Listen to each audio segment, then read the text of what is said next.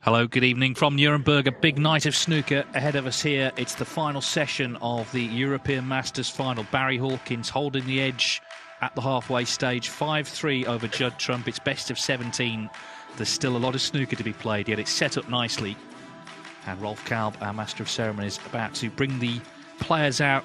It's a packed house as you'd expect, £80,000 to the winner here this evening.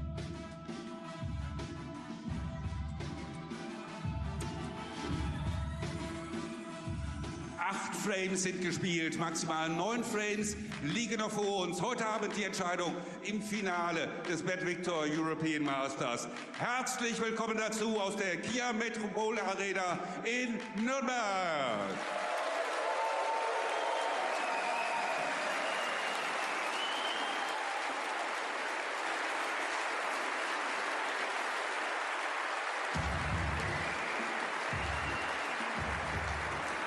Der erste Spieler, sein erstes Saisonziel hat er schon erreicht, die Rückkehr in die Top 16 der Weltrangliste. Aber nach seiner Finalniederlage im letzten Jahr will er in diesem Jahr seinen 4. Titel holen. Der ehemalige WM- und Masters-Finalist Barry Hawkins.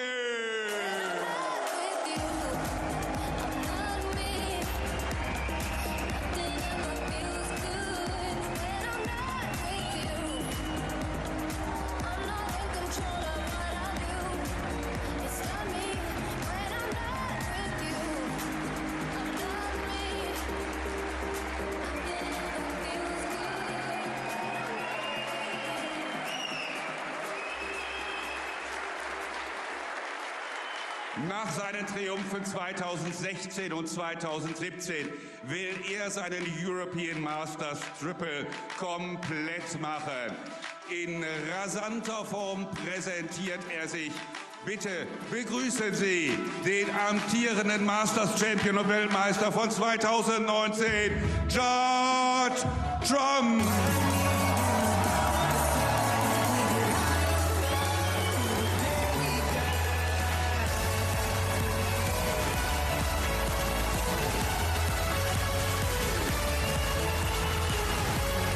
Well, it's very nicely poised, isn't it? Big crowd in this Kia Metropol Arena in Nuremberg.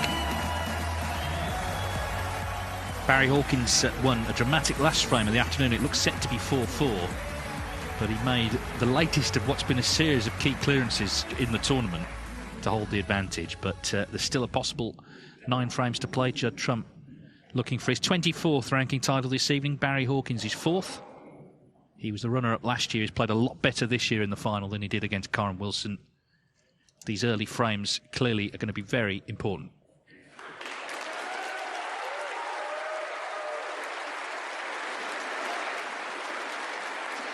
Here we go then, the final session of the final of the Bet Victor European Masters. Judd Trump to break, trailing Barry Hawkins 5-3. It's best of 17 for the title. Trump was 3-1 down at the interval. He made 2 centuries in recovering, and he looked like he was going to make it 4-4. He broke down on 60 in the last of the afternoon. Eventually, Hawkins cleared last red to black to take this 2-frame lead. These reds haven't really split very much, have they? It's going to be an exciting evening. We're looking forward to it. I'm in the company tonight of Alan McManus. Good evening, everyone. Yes, thanks, Dave. What a final is set up. I think the correct result from this afternoon, 5-3. Yes, it was such a tight finish.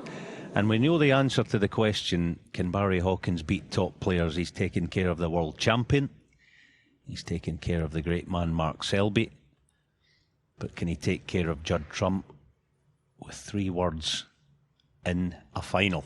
That's the big question.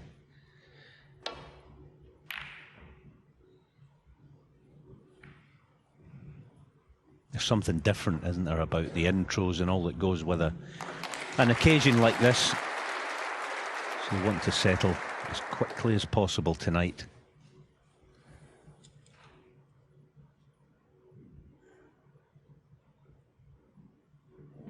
But he's been super impressive, hasn't he? The way, as I say, he's taken care of the world champion and Mark Selby. Huge night ahead for that man right there. Yeah, he's had some reversals in finals, Hawkins, against top players, but he's played very, very well so far today.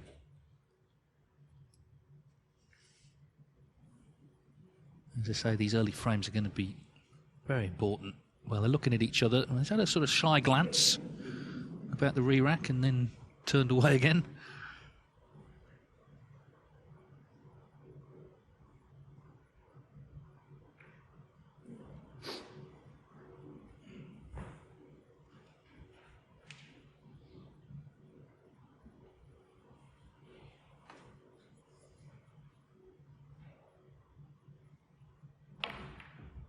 Trump has got the white back to bulk. Yeah, of course, he was 4-0 down to Chris Wakelin, wasn't he, in round 3?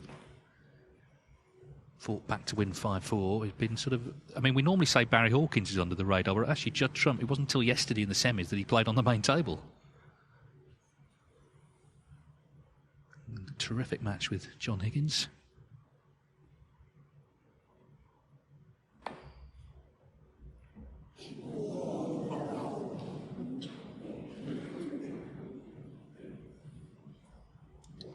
Yeah, nice oohs and ahs from the crowd. It was almost too good. Of course, thick is the enemy, that type of shot. Important he keeps Judd at bay early on.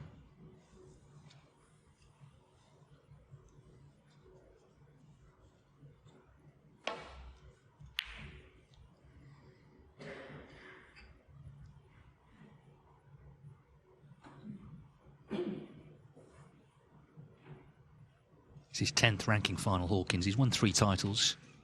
He's come up against some real big hitters, though, in other finals. Ronnie O'Sullivan, Neil Robertson, Mark Selby, John Higgins have all beaten him in ranking finals.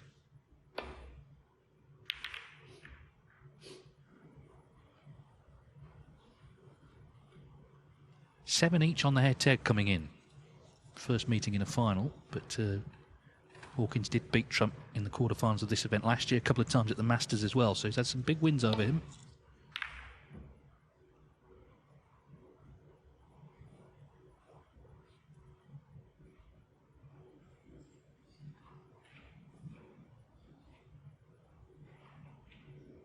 Dead silence in there in this arena. It's a packed house, but everyone engrossed already in these early exchanges.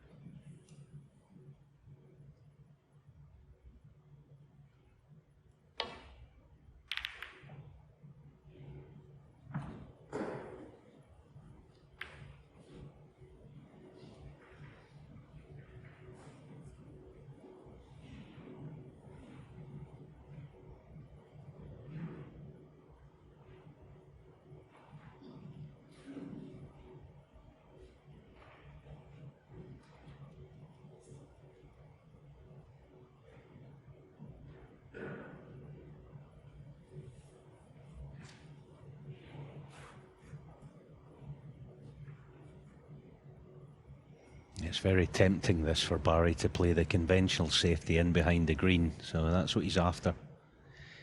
As ever, worried about pushing a red out wide.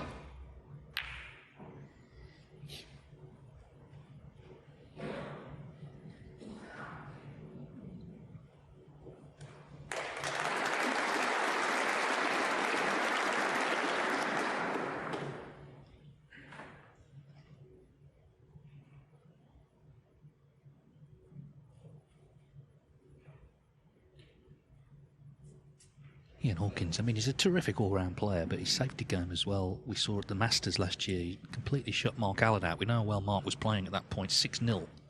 It seemed every shot he played was from the baulk cushion. Barry just did a number on him. And of course, he's well aware of how great a long potter Trump is, so that side of the game is going to be especially important this evening. They've had a few hours off, haven't they? It's one match, but it's split into 2 sessions, so it's about getting back into the match environment again. Trump's 38th ranking final, so, you know, he's the man with the experience here. He's looking for his 24th title.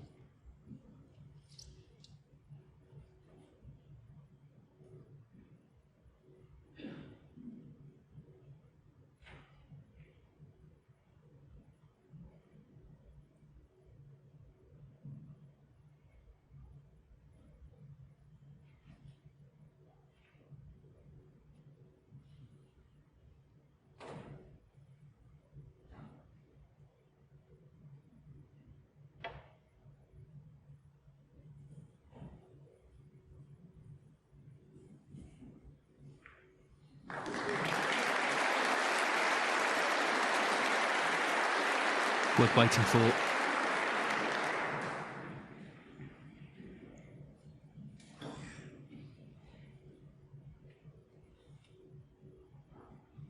Yeah, Hawkins is aware of how heavily Trump's scoring. I mean, he's had 14 centuries. This is only the second tournament of the season. He's had 8 in this tournament, including 2 this afternoon.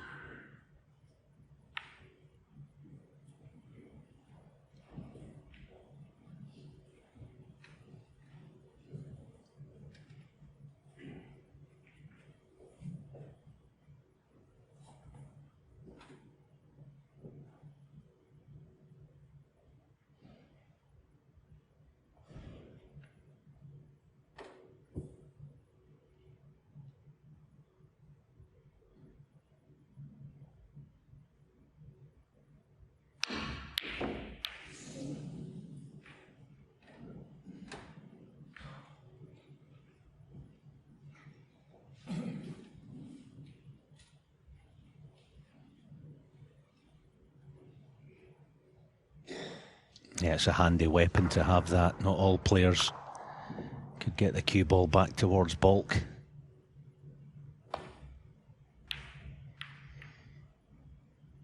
And this time Judd has earned himself a half chance to get a foothold in the exchange. Once again, as ever, exemplary pace.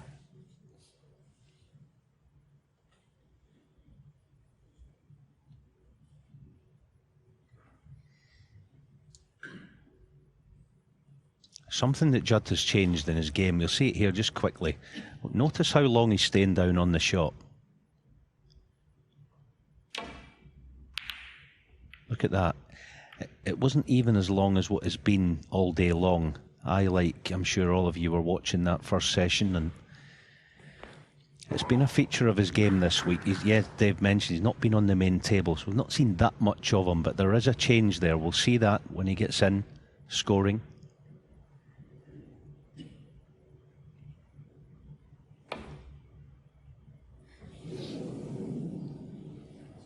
Foul, they miss. Judd Trump 4.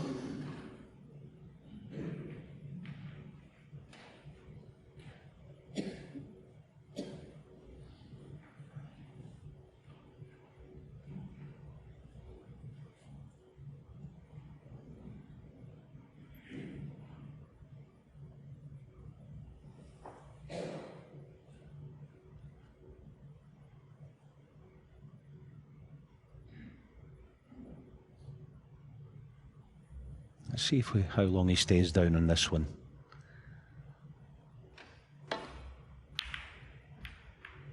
See that?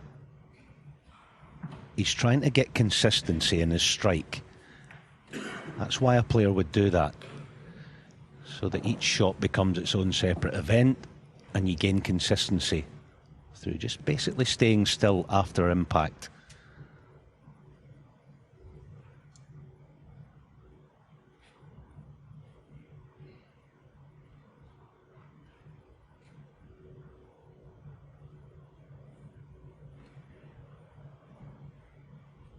So nothing potted yet in this frame. The 4 points, of course, came from a foul.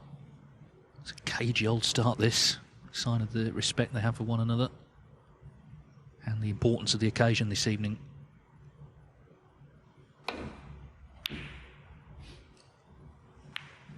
Well, there's the first mistake.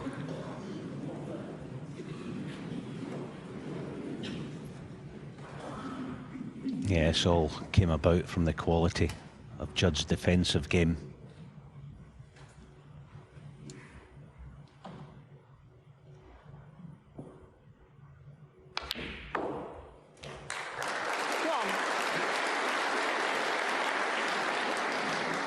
Well, he's earned the chance. Let's see what damage he can do in this opening frame of the night. Of course, he needs to ideally win this mini session, really. Would be significant, I think, if he were to win tonight for a couple of reasons. Firstly, to tie Mark Williams on the all-time list. Mark, obviously, a great of the sport. That would be Trump in joint 5th position. But also, having not won a ranking event since the Turkish Masters in March 2022. It's been a bit of a drought for someone who was so consistent as a winner. In 3 seasons, he won 14 ranking events from 2018 to 2021. And if he can start the season well, then you could see, particularly with the new events or the events back on in China, you could see another really successful campaign coming.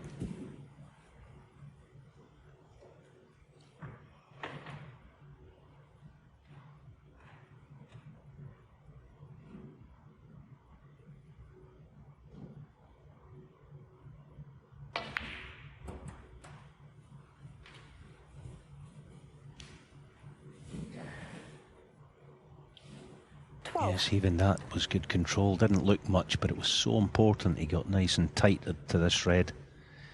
Pink back on the spot. 14.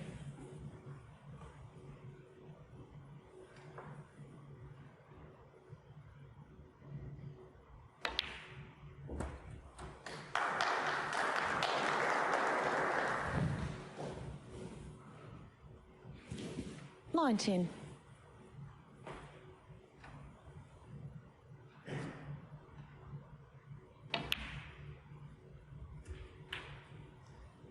20.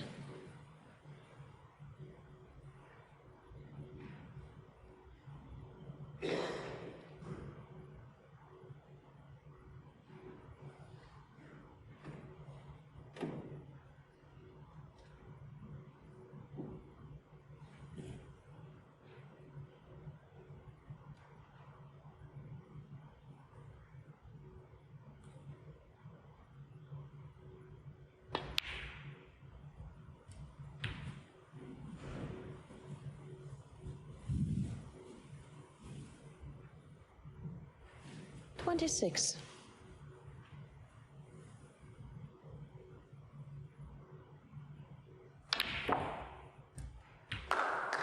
27.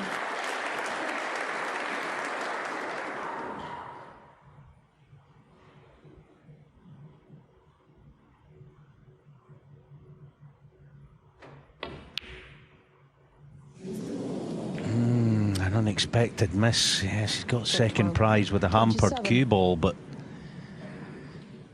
I haven't seen him miss anything that easy all week long. All right, he was bridging, but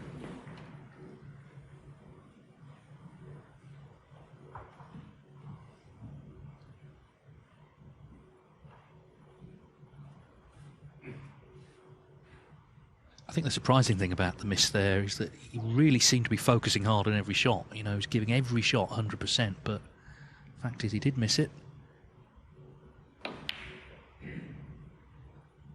And that's a terrific pot from Barry Hawkins to get in. He knows he can do some damage here in this mini session, holding the 2-frame lead as he does as we start the night.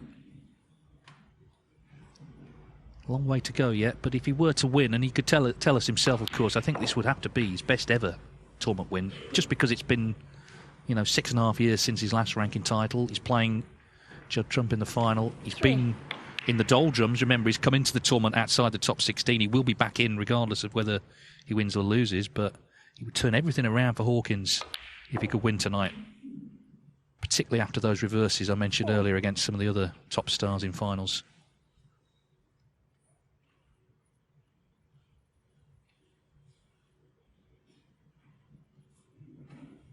the fact that he overrun position there might be a blessing in disguise if he plays the blue. Because if he does play the blue, he's forced to perhaps promote a few reds.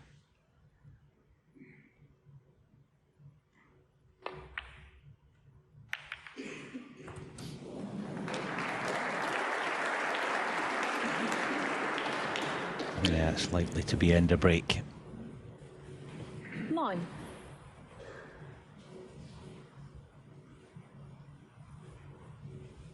Haven't had too many frames like this since the quarter-final onwards, certainly not in the semis. And the first half of this final has been free-flowing stuff, but it's almost quite a good way to get the evening off, isn't it? A tense couple of safety battles. And returning to the sanctuary of the baulk cushion again.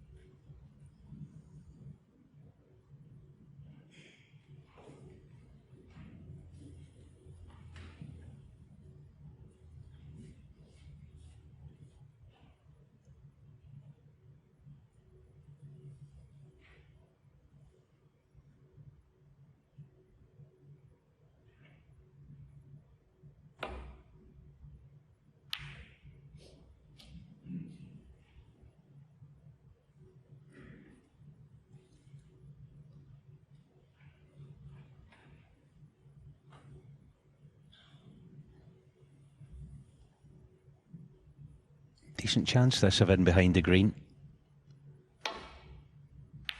Yeah, he's got it too thin.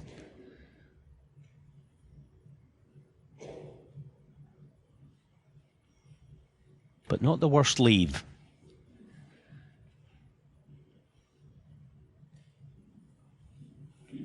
It's probably not worth being aggressive with this potential pot. I mean, he may well take it on, but no guarantee of a colour. And lots of potential for leaving plenty should he not get the pot.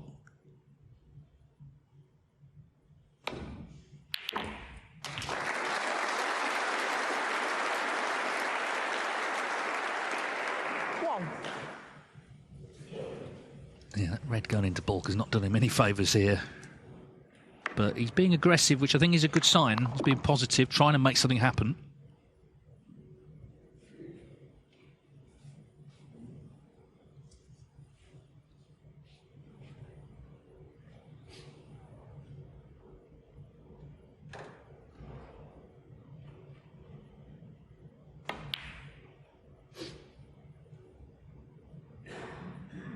Could be in.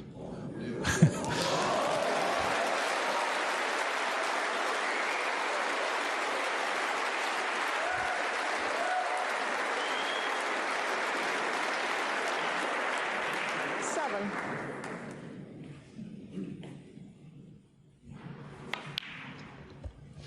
Well, the crowd enjoyed it anyway, didn't they?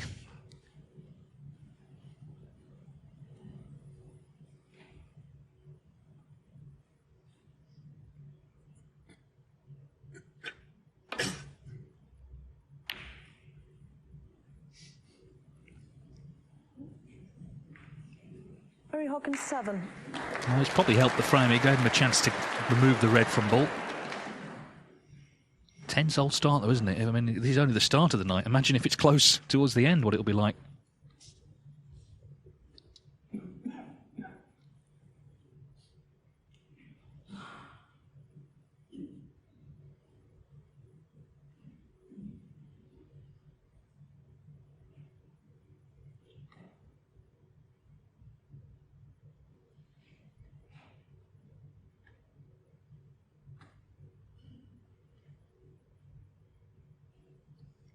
He might just want to trust the table fitters here and try and nestle in behind the black.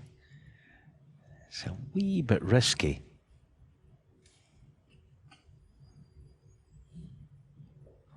It's one of those, if you're playing on your own table back home, you know the drift, if there is any, so you'd be confident of playing it. Can't quite put his trust in it, so...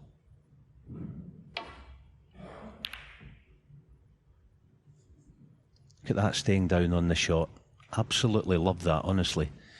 Can't tell you the difference that can make. It becomes a good habit. Be a rock on the shot.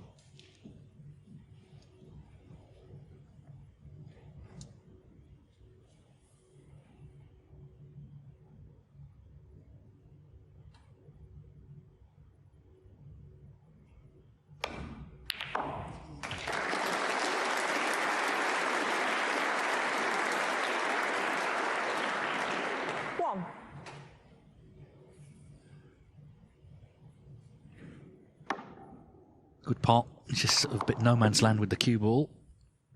Green ball.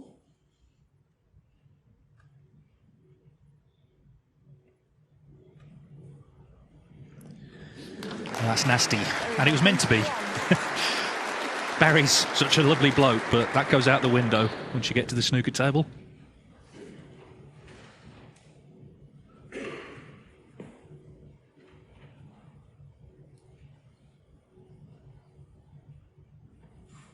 See the referee there, Maike Kesseler, just checking the line in case this has to go back. Yeah, doing a fine job on home soil, of course, here in Germany.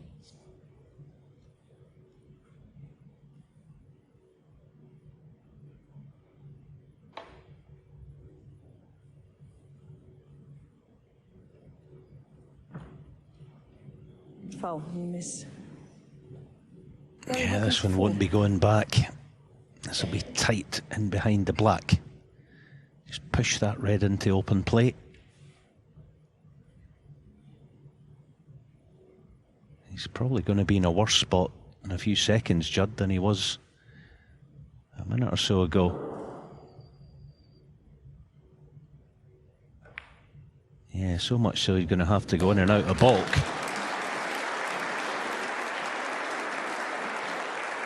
This is even nastier, this one, Dave.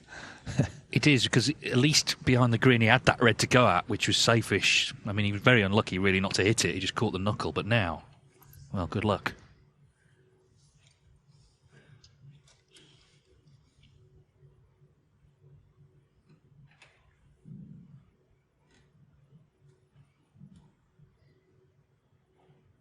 Yeah, he was in a precarious one the last of the session this afternoon, wasn't he? 60 behind or whatever, and Folsey called it spot on as usual, and he said he just got to try and push something safe here. Well, he got a couple of reds safe, but Barry did the rest eventually. But it's not the same situation here, obviously only 10 in front.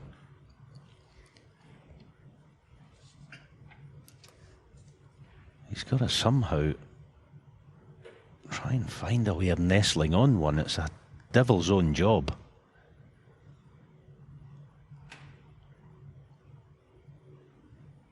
Whatever he plays, he's going to rely on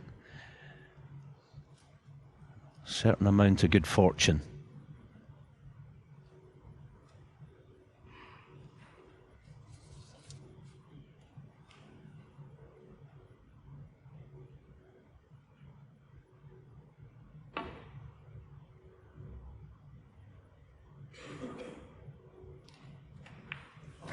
Oh, that's brilliant.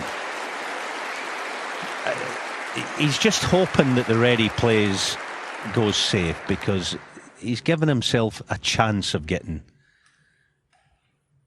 or not leaving anything. He may well still have did that, but nothing easy. That was well thought out.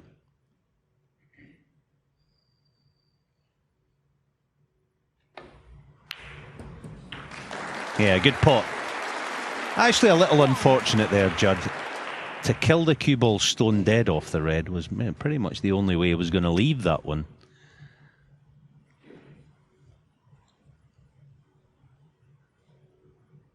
I suppose the only blessing, the red that he played, has gone safe, which Barry's going to need. 7.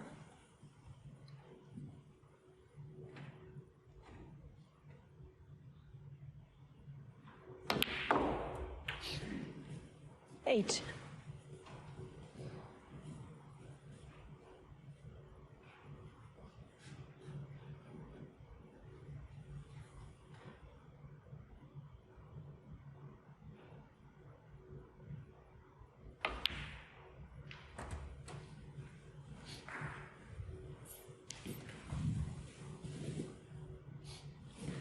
Fourteen.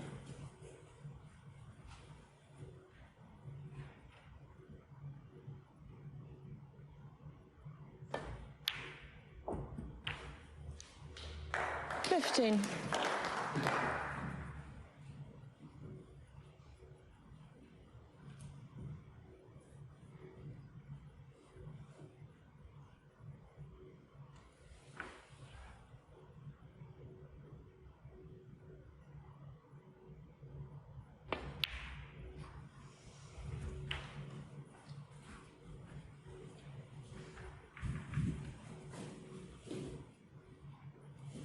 $21.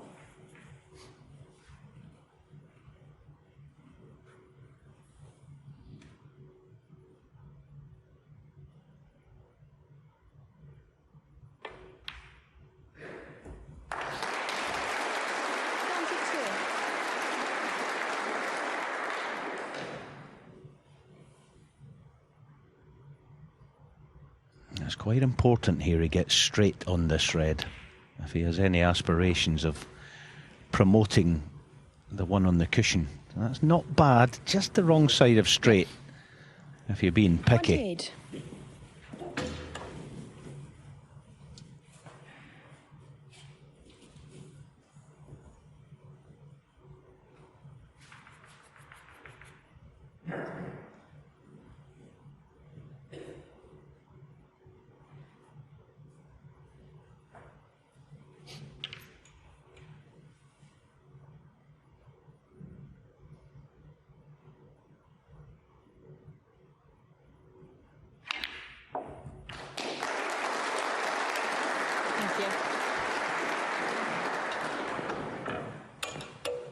It's absolutely 29. perfect, isn't it? This looks good.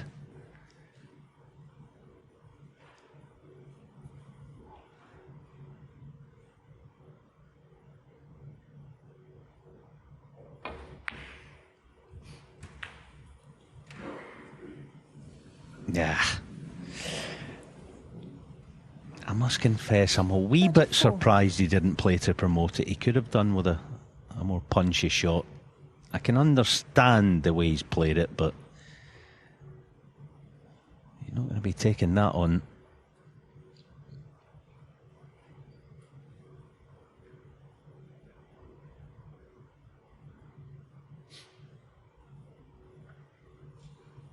Well, one thing in his favour, the trump is going to need the final black, which obviously is safe at the moment.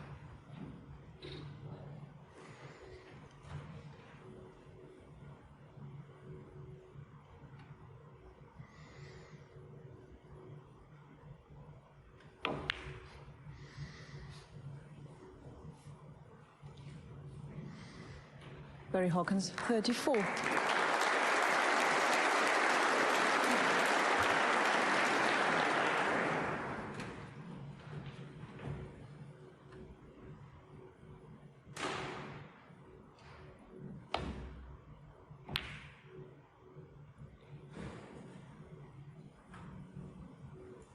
Half an hour frame. This is the longest of the match so far, in fact.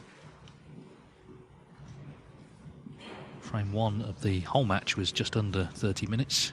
Now then, Hawkins has a chance at the red. 24 in front.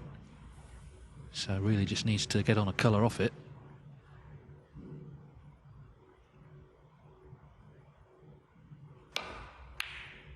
But the red's not in.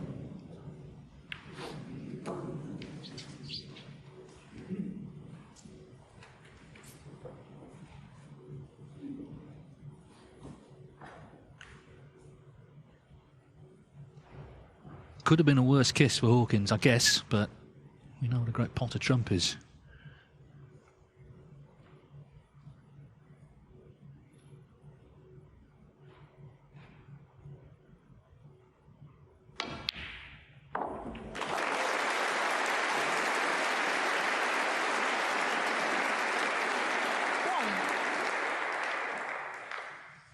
Oh, fabulous pot.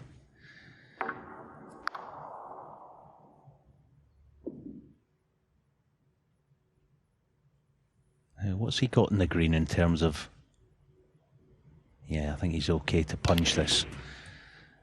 Played it beautifully. He'll already be thinking about the black. Yes, there's a potential for the double. 4.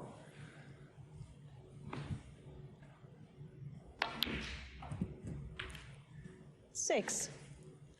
But if he can get sort of ball in hand position, if you want to call it that, on the blue, on the side of the table he's stationed at now. 9. He can't do that, so change of plan now. High on the blue. 13. And he's got choices.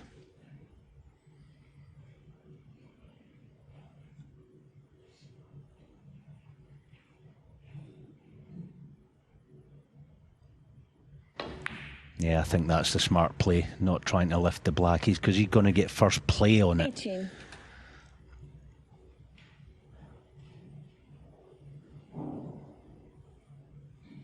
That was the smart shot.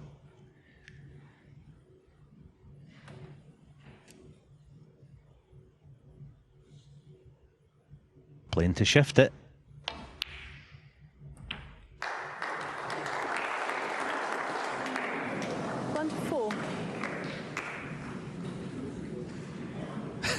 You heard the oohs and ahs of the crowd, so here we are then, 30-minute plus frame, all down to the last ball, and what a ball. 6-3 or 5-4 on this black.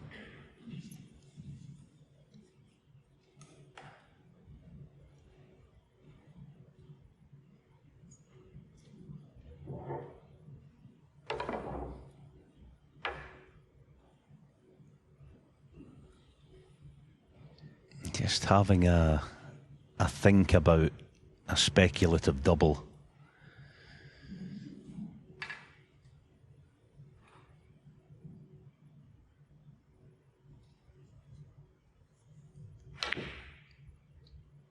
Where's the cue ball?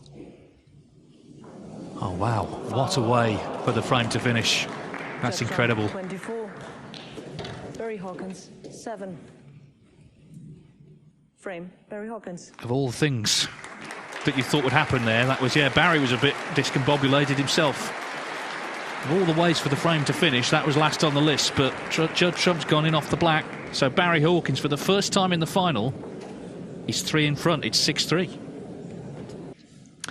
Well, that's the trophy that will be presented to somebody this evening. Hawkins, his favourite right now, 6-3, a dramatic finish to that previous frame when Judd Trump went in off the last black. So Hawkins is 3 away from winning his first ranking title since the World Grand Prix in early 2017. And then all the spin-offs come his way, don't they? The Champion of Champions, Players Series events, back in the top 16, chance to be at the Masters. All that is in the background as Judd Trump tries to fight back here.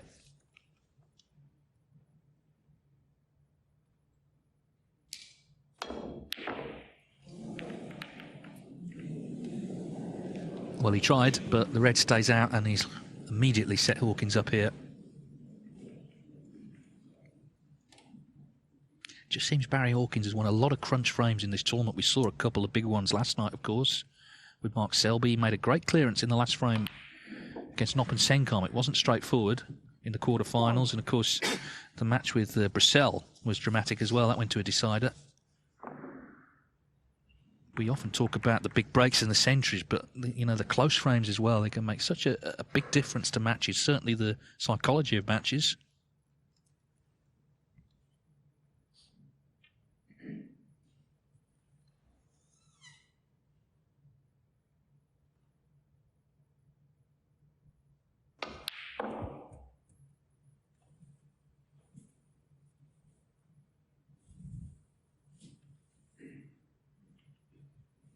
Four.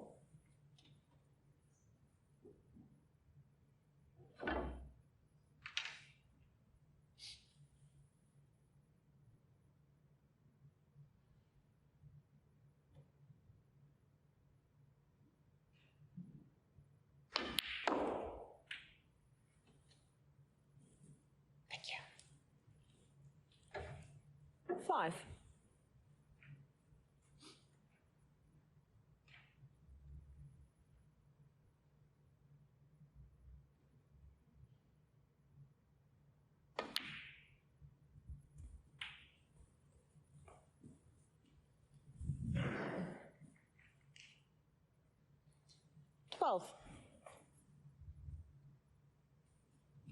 All about his cue ball here. Make sure you deliver through with this to get the cue ball spinning back towards you. Played it lovely. 13.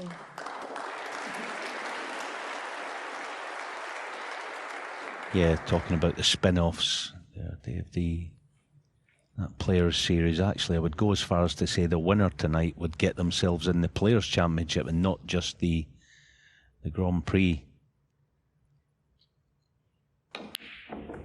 Last year, the cut-off for the Players Championship was 72,000 points.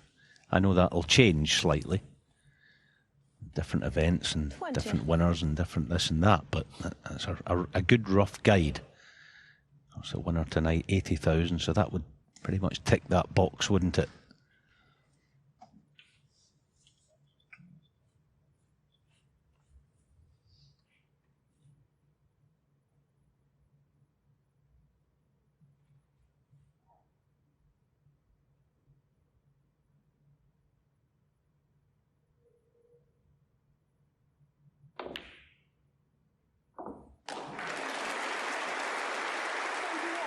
Yeah, Trump himself was saying how important the early season is. You know, if you start losing early on, particularly Hawkins coming in 19, if he starts to lose a few qualifiers, the season can look a bit barren. But the flip side is what Alan's just said. If you get in those big events to come, it's going to be a very busy campaign.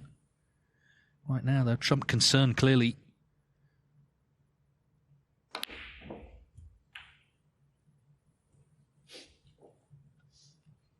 Yeah, just touching on that Players' Championship. If you get in that, there's even more sort of gold at the end of that rainbow, because it's a 12-man Tour Championship this season, so you go a long way to getting in that as well. Obviously the here and now is the most important thing, and he's going along nicely. 29. I thought it was impressive off the first red that he didn't play blue and into the pack. He fancied himself to develop the break, sort of cherry picking.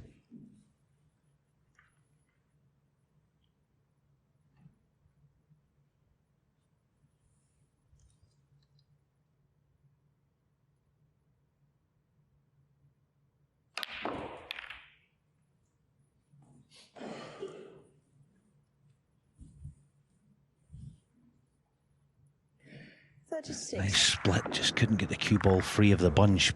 Now this is a huge shot, isn't it? He's got a red to right centre, or the far corner if he wishes, but the way these reds are, if this goes in, that lovely 36-point lead going to be extended. This is a huge shot. It's the far corner. Massive shot.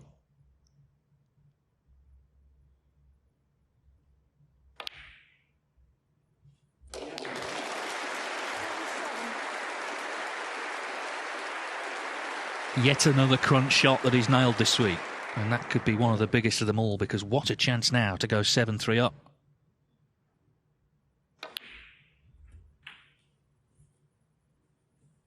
At the moment, he looks cool. 44.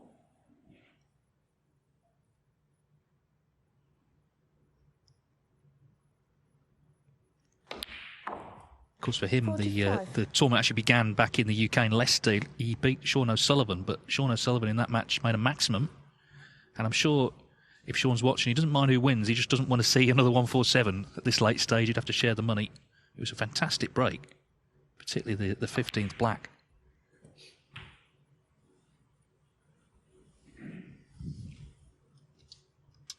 Yeah, he'll either be doing one or two things. He'll either be watching or he'll be behind the sofa, won't he? Yeah, congratulations, Sean. I know you'll be watching this, my pal, on the maximum. Brilliant stuff.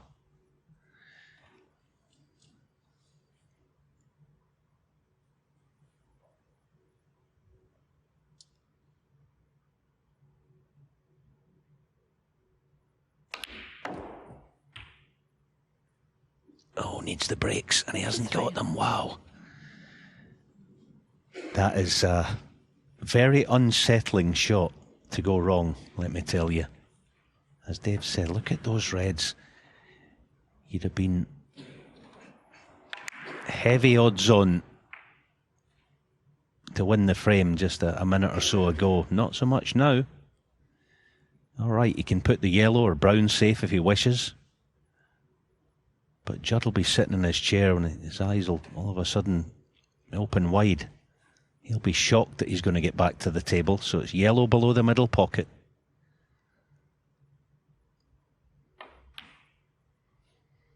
Played it nicely, but a big reprieve. 53.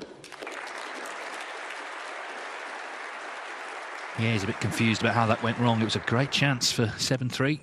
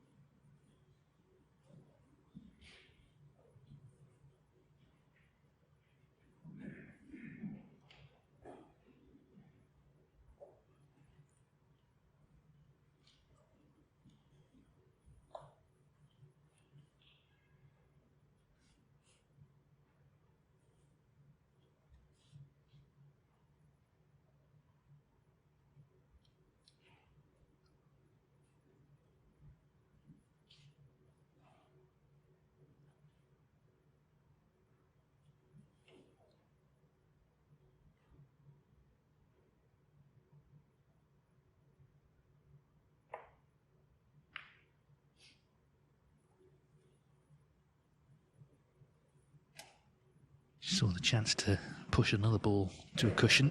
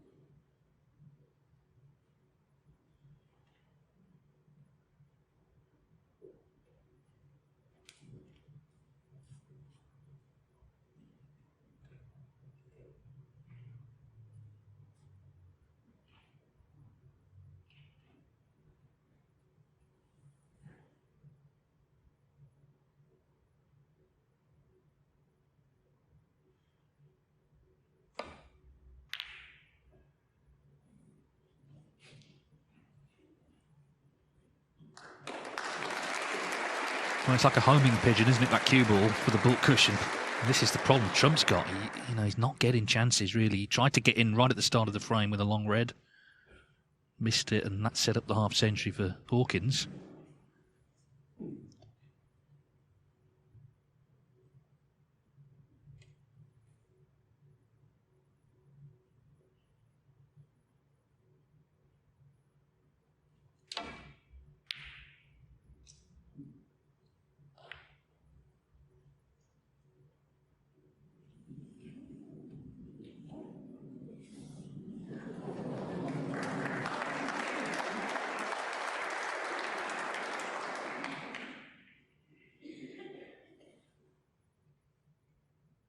Yeah, both players' defensive duties have been exceptional.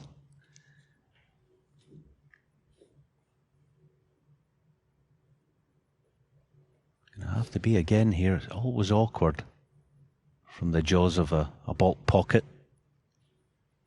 Ball striking at a premium.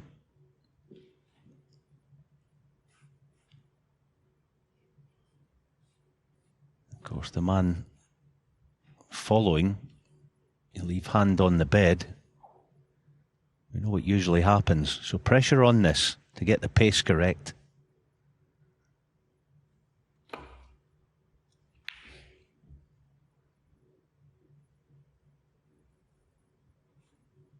Very good.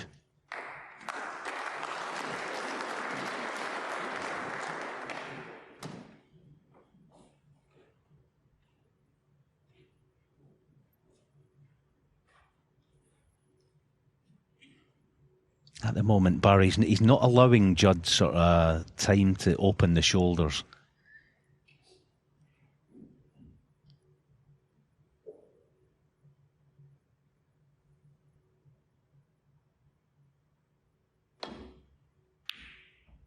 Oh, brilliant pot. But it's kind of more in a defensive vein, isn't it? The long pot, for all it was brilliant, it was again more defensive duty. Rumble.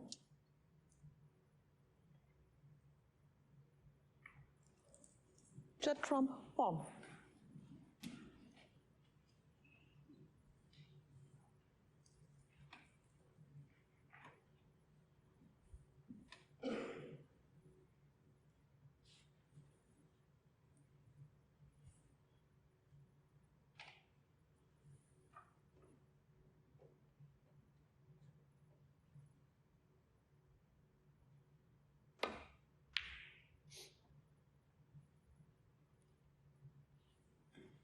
Granite stuff.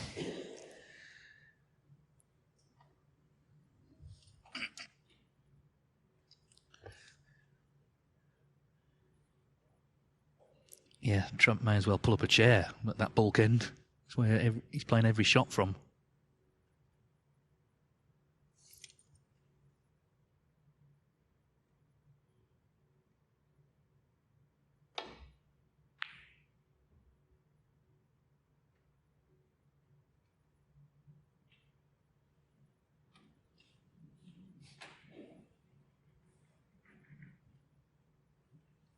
Okay. OK, then here's the money ball in this frame.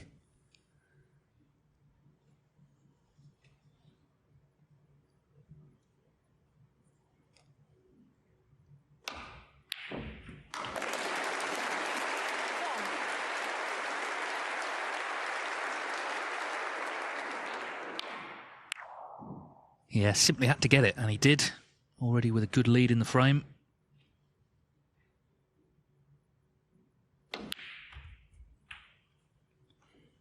So Barry Hawkins just a couple of pots away from a 7-3 lead in this final. 8. He was so disappointing last year. He played so well in the tournament. And then against Karen Wilson, just fell flat for whatever reason. Lost 9-3. This has been the opposite this year. Been so good in all areas, particularly at keeping Trump at bay, not letting him in with any easy chances. But a terrific red from him to get in here, and Barry Hawkins is going to be 2 away 16. from landing the trophy.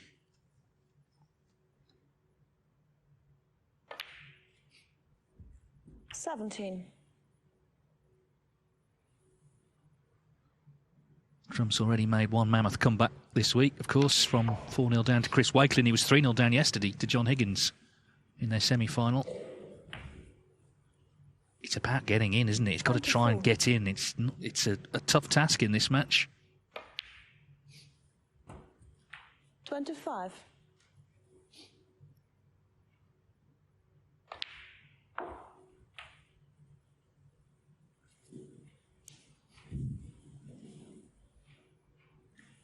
$31.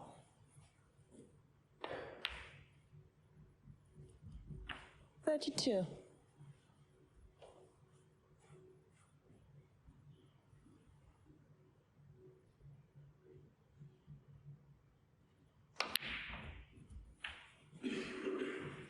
I guess coming into the semis, he would have been the outsider of the four with Selby there, Trump and Higgins, but 39. everyone in the sport, particularly his fellow players, have such high regard for Barry Hawkins. And he's showing us why here in this final, all round, in every department, he's been excellent. 40.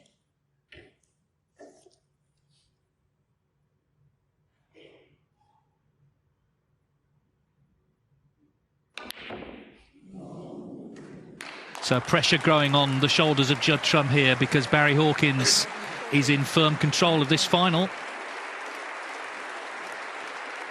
He needs just 2 more and he will be our champion. Trump in trouble, needing to find some sort of response. Hawkins leading in Nuremberg by 7 frames to 3.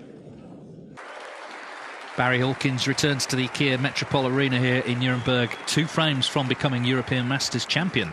Judd Trump with some work to do here to make this closer. 7-3 to Hawkins. 11. Judd Trump to break. It's been a couple of real crunch frames. Of course, we saw one at the end of the afternoon where Hawkins made that last red to black clearance. The first frame tonight came down to the black.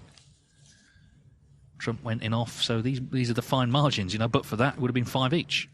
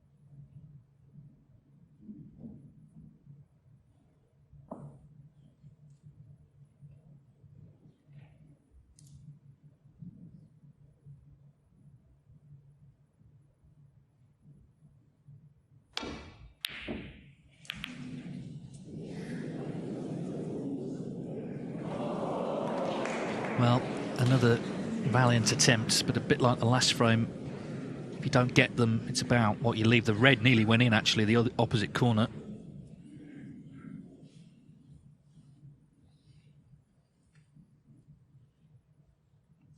He's trying to get in, but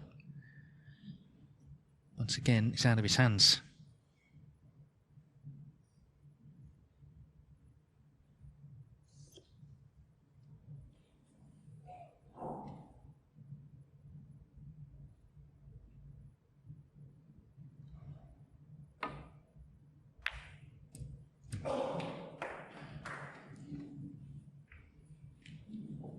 One.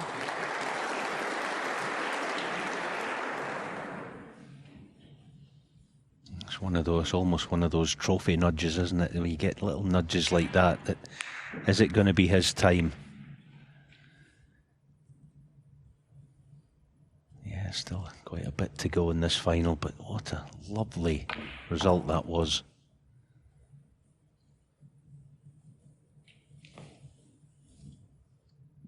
I wonder how Barry 6. Hawkins was feeling on April the 15th this year. That was day one of the World Championship, and he hadn't qualified. Wasn't there for the first time in something like 18 years. Lost to Jack Jones in the final qualifying round. 7. Pretty miserable, I'm guessing, to not be at the Crucible. It's a bit of a low ebb, and that's why coming into this season he was looking for something to happen. Well, it's happening almost immediately.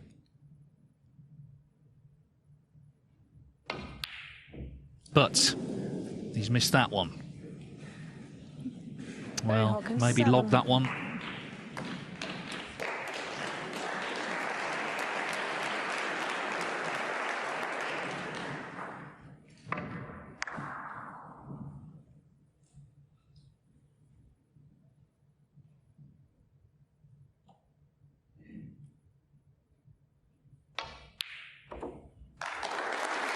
Well, this is the most clear-cut scoring chance Trump's had for some time in this match. He knows at this stage he really has to make it pay. Put pressure on Hawkins and make him think about his own mistake there.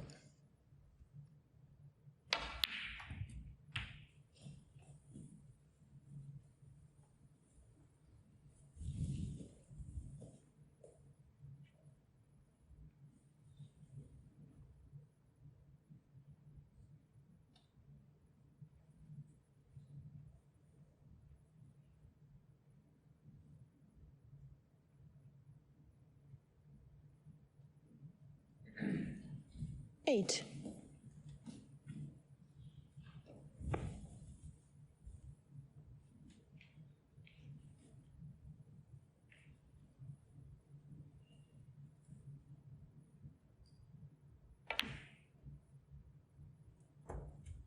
Nine.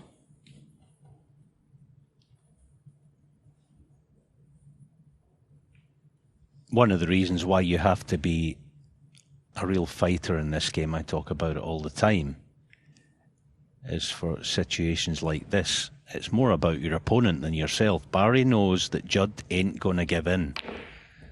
There are players down the years who have been, you know, have a certain amount of give in them.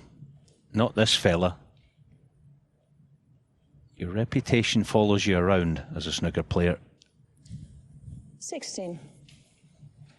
This ain't done, not by a long shot, because Judd Trump will still fancy the job.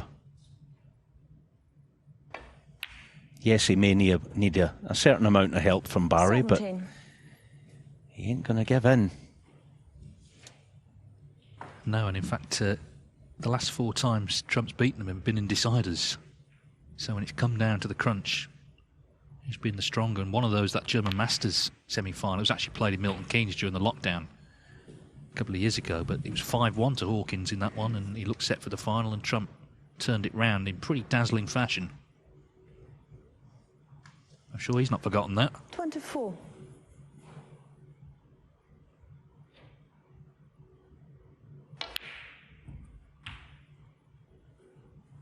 $25. But you're absolutely right, it's about attitude. I mean, when Hawkins got the dream flick on the blue, when he's potted the red, the tendency must be to think, well, it's not going to be my day. But it can be your day, and you have to be ready if the chance comes. 30.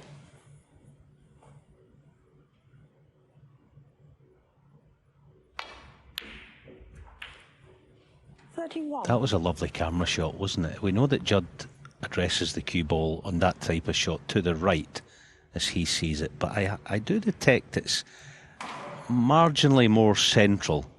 I just wonder if he's been working on that.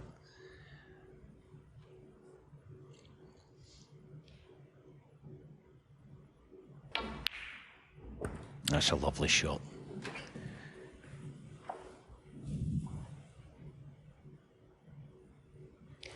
$38.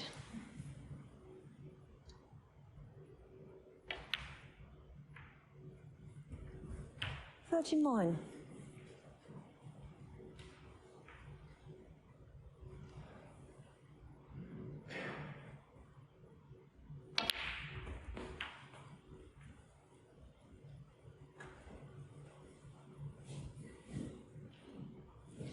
$46.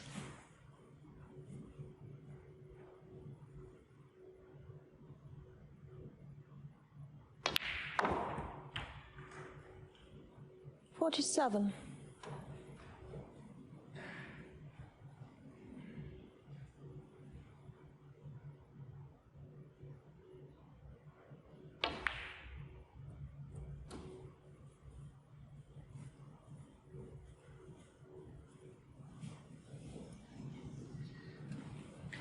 $52.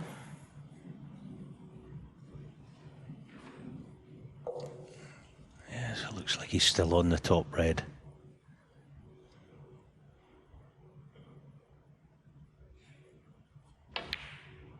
Nope.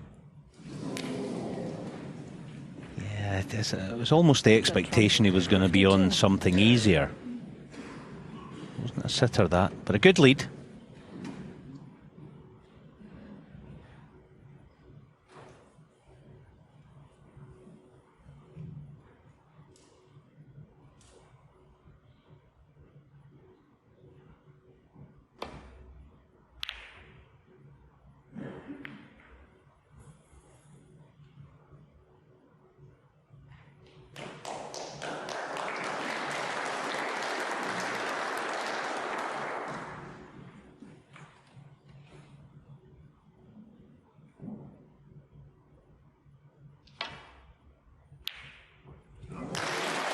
I was watching his cue there. He's definitely a little more central at address.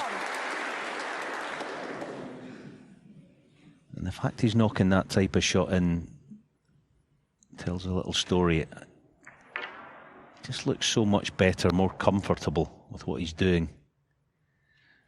But unfortunate again, so just a tuck in. One.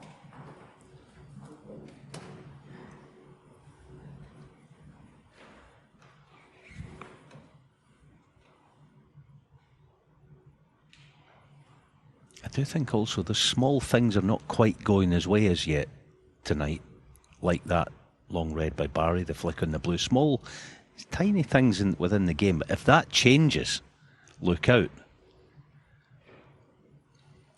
As Dave said, while Barry's still on 7 frames, he's got quite a bit of breathing room with how quickly he can rack frames up.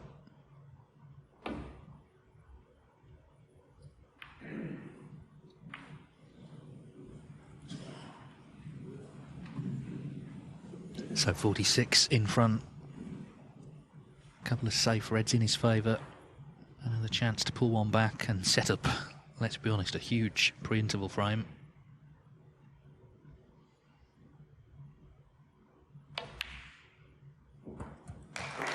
This is what we've been missing all these months without any top snooker finals to enjoy during the summer. Everyone's enjoyed the break, but we're back with it now. To the drama this sport can produce.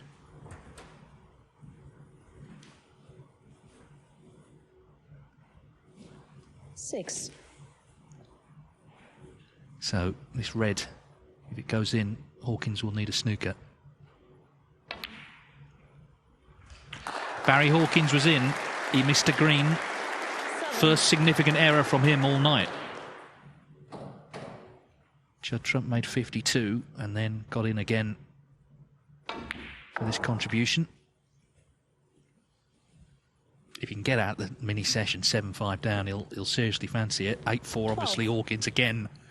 He's a big favourite. So the next frame really is massive in this final. Well, Judd Trump. 58 the difference, 51 on.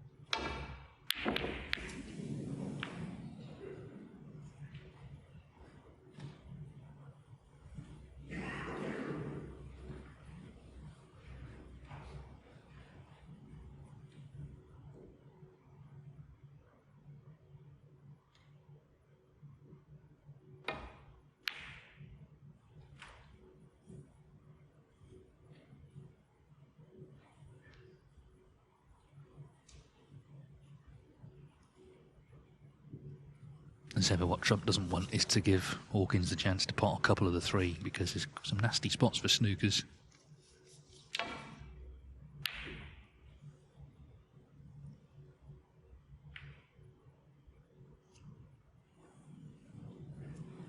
But that chance has come. Because you need blacks with two of the reds, of course.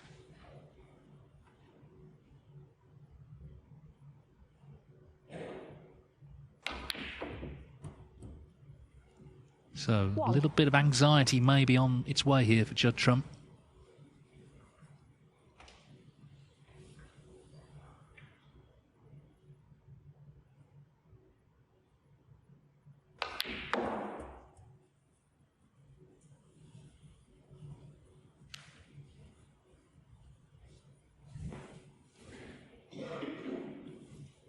Eight.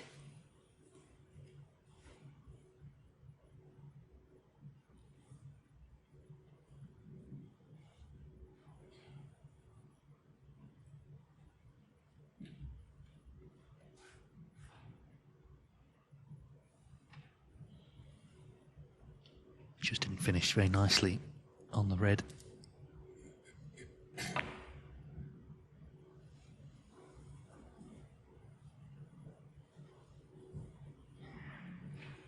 Barry Hawkins, 8.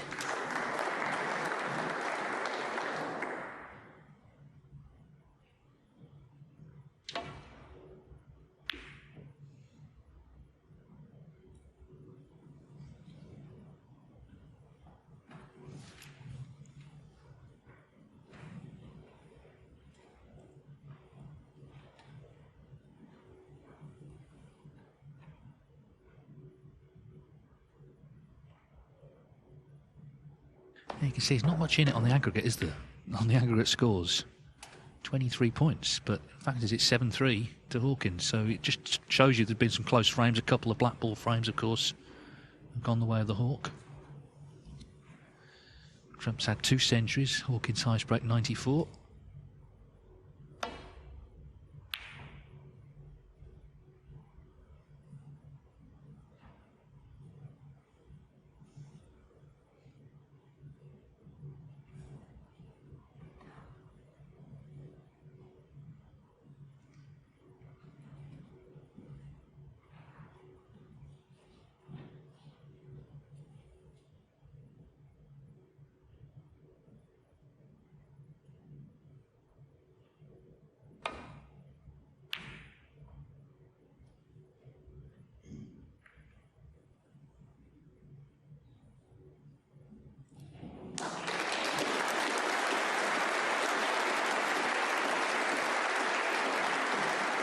Yeah, you just got to be careful here not to flirt with the black. 7-point penalty. And Barry could tie. So you've got to be mindful. Of course, you can't just waft the cue ball down into the right corner or anything like. You've got to make an attempt at the reds. So you've got to pick the correct shot here that he almost feels it's not. Well, I suppose anything's possible. He can't afford to flirt with the black at all.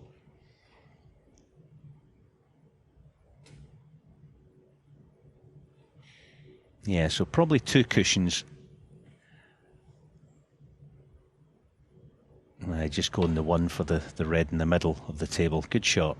Well thought out, well played.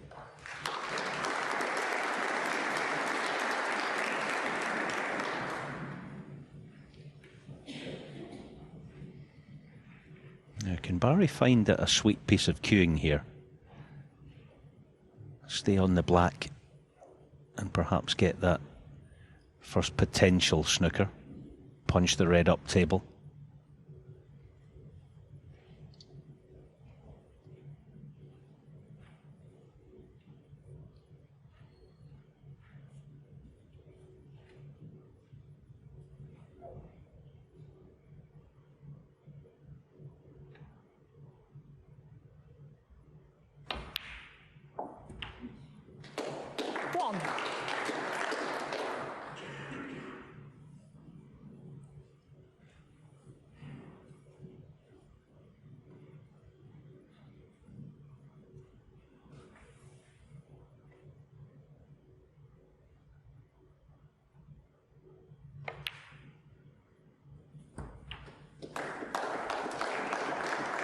Yeah, obviously the black's going almost tight to the red, so if at all, so he's severely compromised in what he can achieve.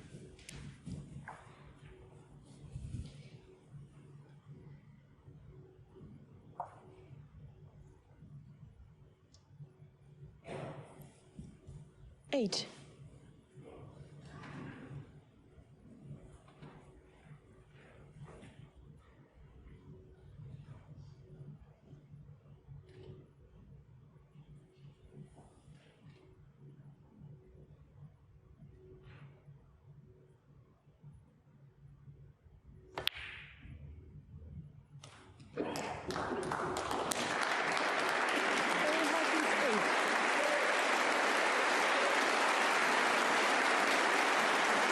Yeah, a very good effort, wasn't it? Quite deliberately sending it as close as he could to the pink.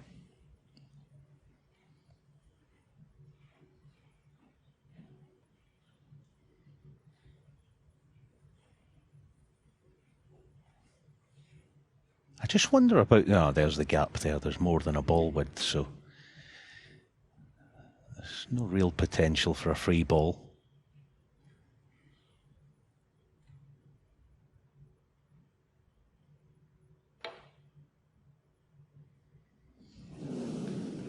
Foul. But there is potential Barry Hawkins, if Barry wants to try and pot this red and take a black with it. Get position on the yellow, in behind it. It all sounds easy, doesn't it? But that'll be in his mind. That'll be what he's playing, I would imagine. Red, black, yellow.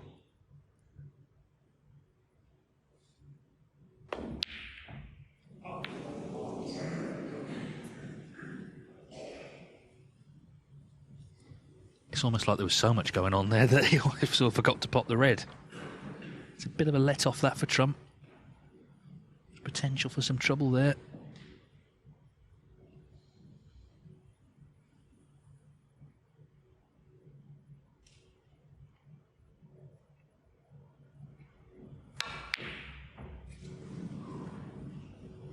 Still is now.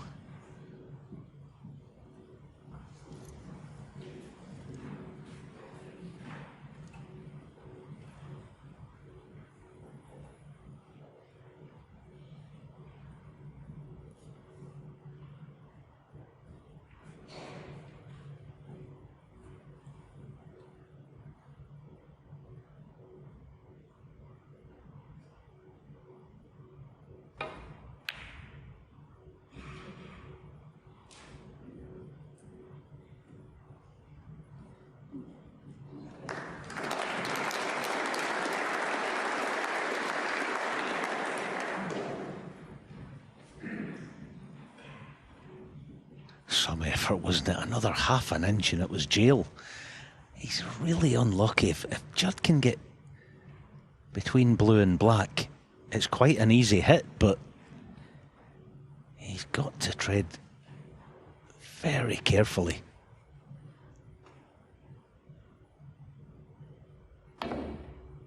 Good hit.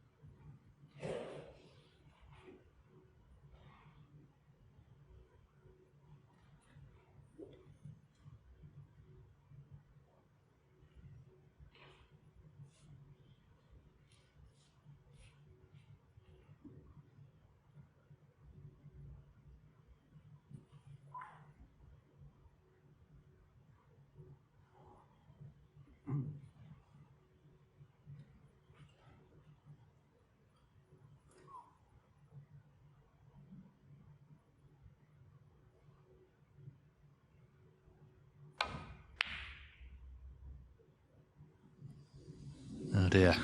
Foul. So that just eases a bit of pressure on Trump. That's the pocket, of course, where he went in off the last black in the first frame of the night. Back to 2 snookers needed.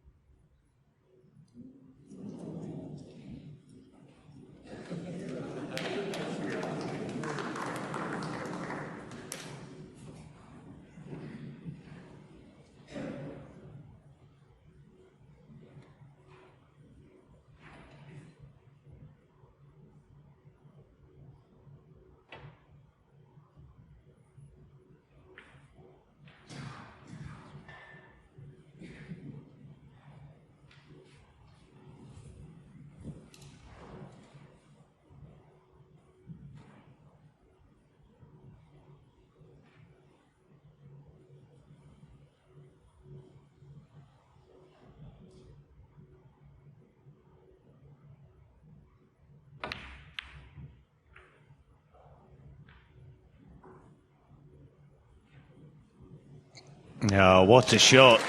Now, has he stopped the 2 cushion on the right half of the table?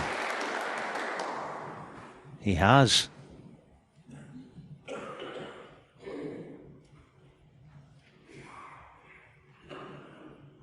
Judd just checking it's 2 snookers needed.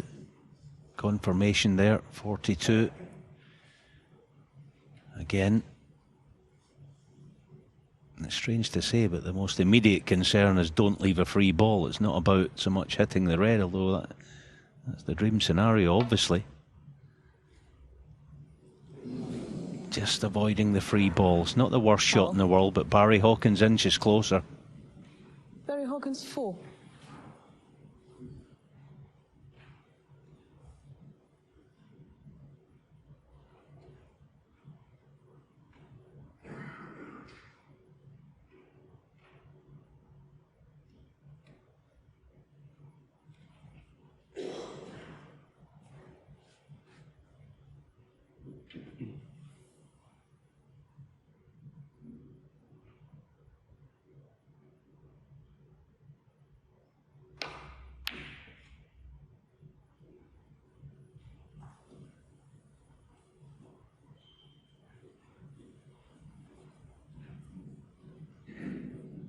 Yeah, the in-off and the right middle's a mild concern here. If he takes the pot on. Yeah, good pot. And that should be good enough. Well, I think it was about 15 minutes ago I said it, but I'll repeat it. It sets up a big pre-interval frame. Judd Trump is showing good fighting spirit here in adversity. Hawkins was looking good, missed the green early in the last frame. 4. Or this frame. And Judd Trump still has a chance to pull back to 7-5 when they go to the dressing rooms for the final interval of this tournament. We've seen too much snooker to want to call it, even though Hawkins is still favourite.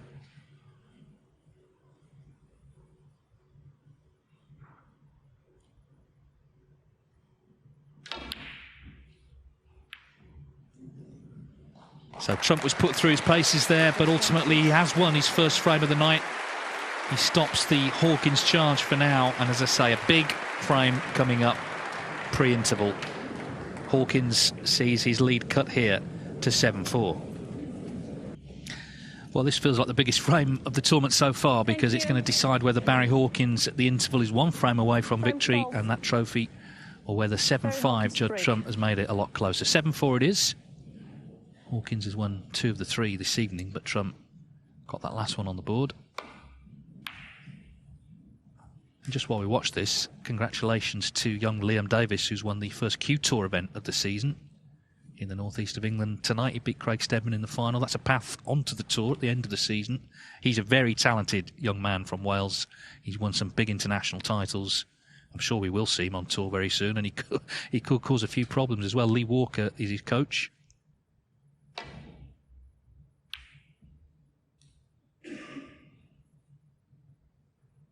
Everyone dreaming, of course, of this sort of occasion, getting the chance to get on tour and play in these wonderful venues in these great tournaments.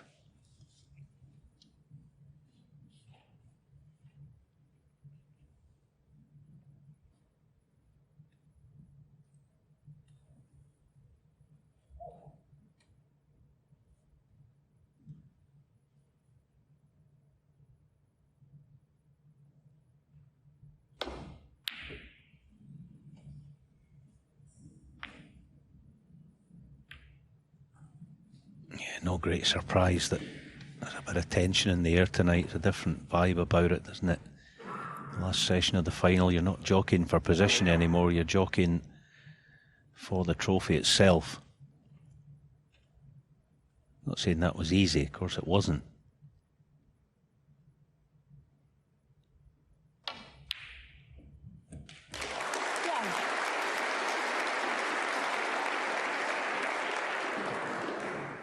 Yeah, massive frame, isn't it?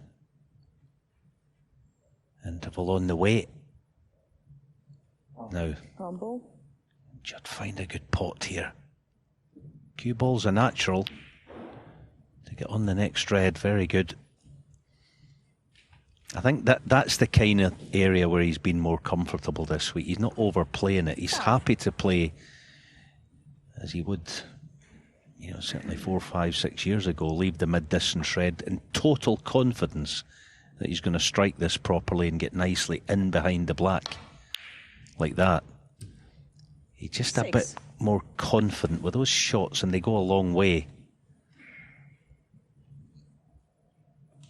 Recycling a break. Very important now. Little touch shot, soft screw. Beautiful.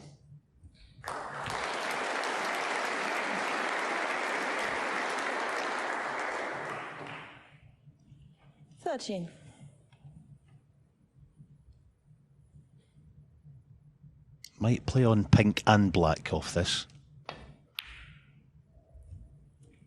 See that? 14. If he gets straight on the pink, he pots it and holds a spot.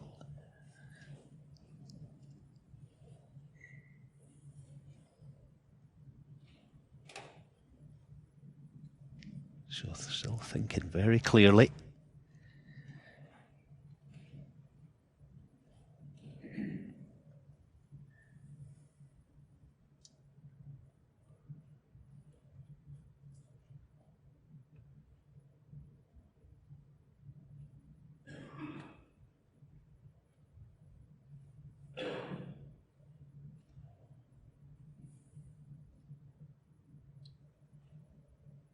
It's the afterburners with this one. Oh, what a shot, what a shot that is. Shot of the session so far. Bullied into the bunch of reds and got his just desserts. Brilliant shot.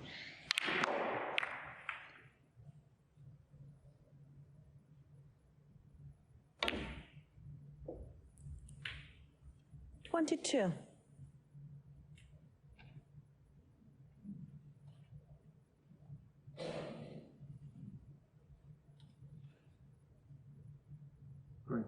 Green ball.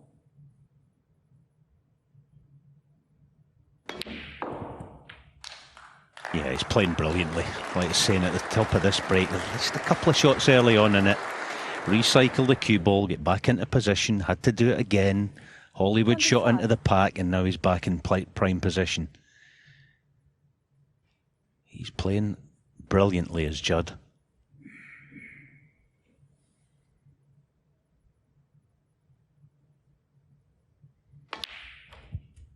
And he's got every weapon you need in some 26. In some ways, like, you know, in a little sortie back into balks, no problem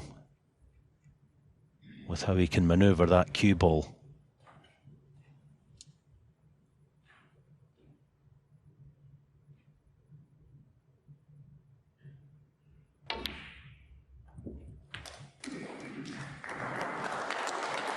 Well, really, his whole life, Sundays have been about snooker. As a boy, he would be playing in all manner of junior events from a very young age, 7 or 8, winning plenty in that time. 32. Let's just let this one go a little.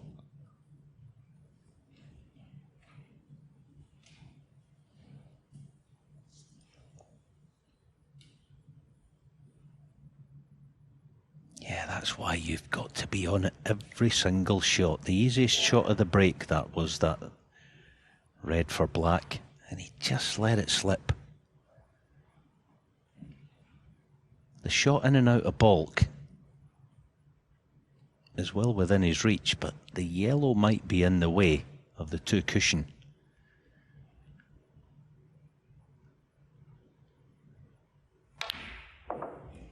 Oh, he's played at one cushion. Oh my goodness. Oh dear, dear, dear, dear, dear, dear. That's, yeah, that is the Judd trump that we know.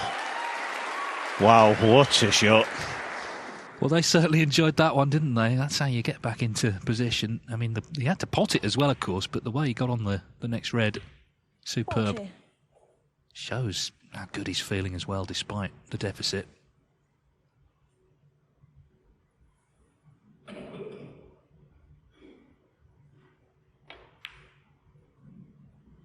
Got a sweep, just about.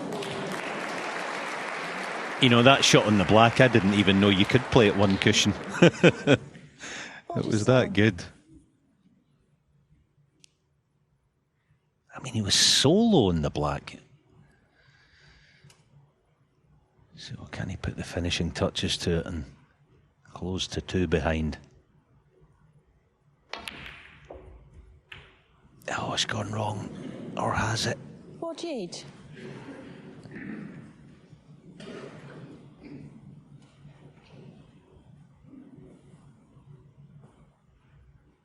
Yeah, he's not going to be potting that.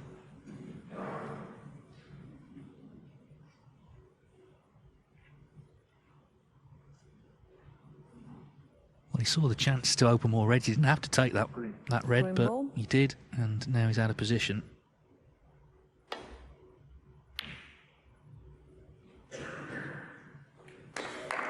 .48 in front.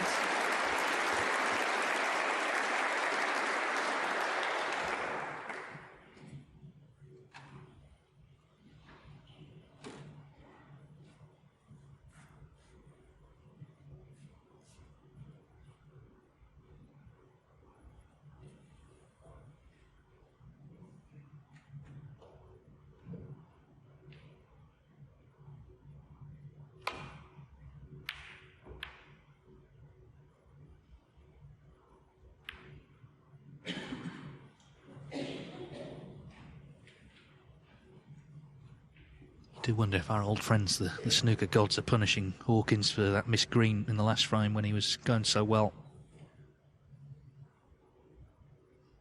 Little nudges and kisses. He was sort of getting them in the early part of the evening. Now, can Trump knock this in?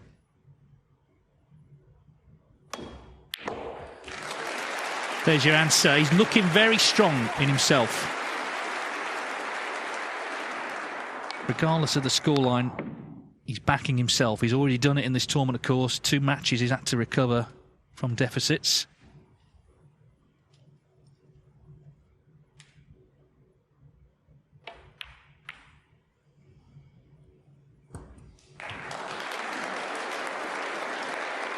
Of course, he did win an event in China. It was on the Chinese Billiards and Snooker Association tour, and professionals could play in it. So it's a little below the radar, but he won it. He beat John Higgins in the final. So that set him up nicely for this event. Oh, but he's missed that one. Wow. That is a surprise. Judd Trump. And that could be massive. 56 in front. There's plenty on here, and Hawkins has already made a series of clearances in this tournament.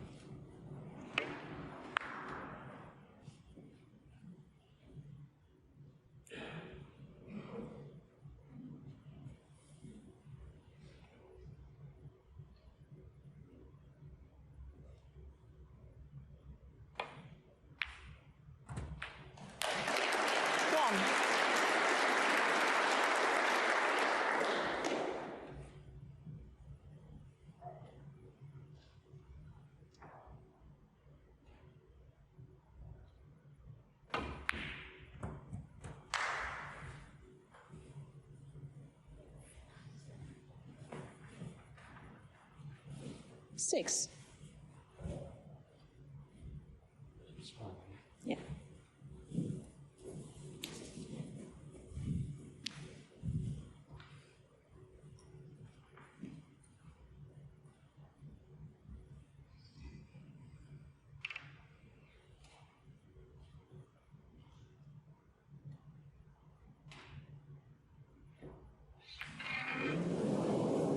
Wow. Hawkins, 6. I know he can't believe it, and nor can, I think, anyone in the Metropol arena. Yeah. He's smiling, but he ain't amused.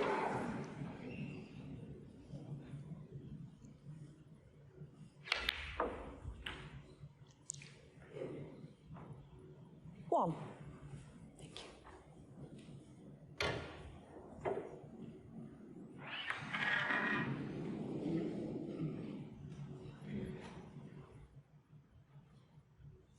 No, there's a bit of pain in that smile. Trump still needs another red here.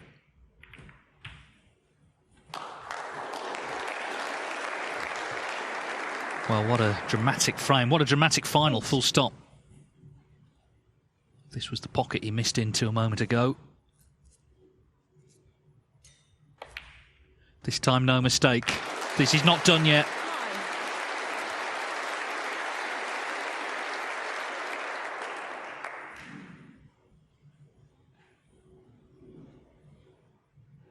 Judd Trump, barring Snooker's, back to where he was when the evening began, 2 behind.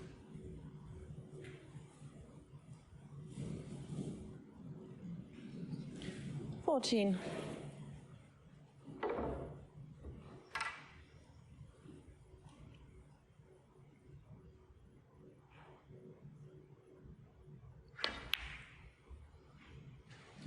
.64 the lead, 51 on. Judd Trump. And 14. it looks like Hawkins has conceded. Judd Trump has got the glamour shots. He's also got the inner steel, and we've seen both this evening.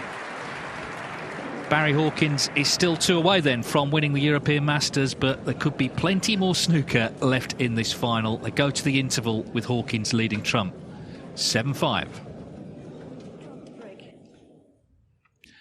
So Judd Trump gets the European Masters final back underway. He was in trouble, 7-3 down. He's still in trouble now, but a lot closer, 7-5. It's 1st to 9 to become champion this evening. Barry Hawkins looking for his 4th ranking title, his first since he won the World Grand Prix in early 2017. For Judd Trump, it would be ranking title number 24, his first since the Turkish Masters 17 months ago.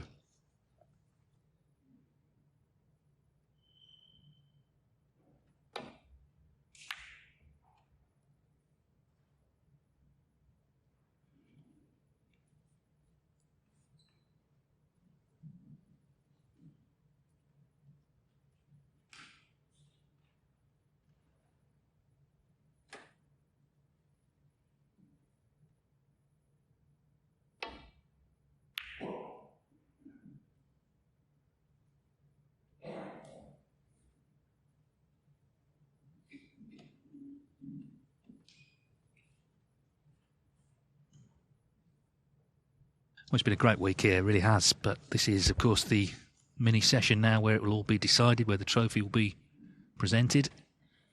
Both played terrific snooker in this tournament.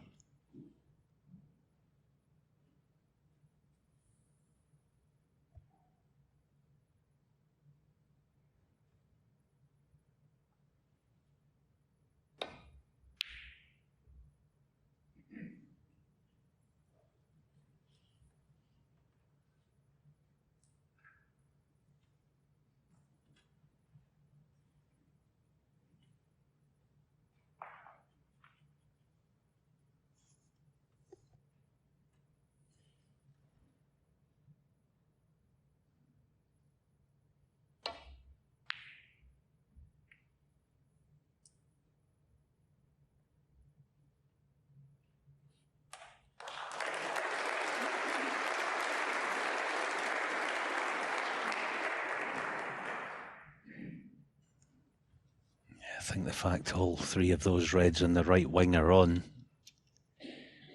Got to find deep bulk here with this cue ball.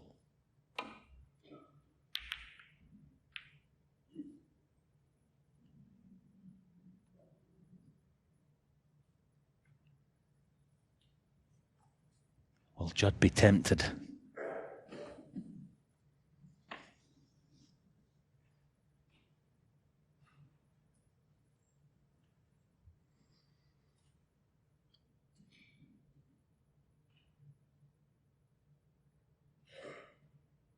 Under normal circumstances, you would say he would, but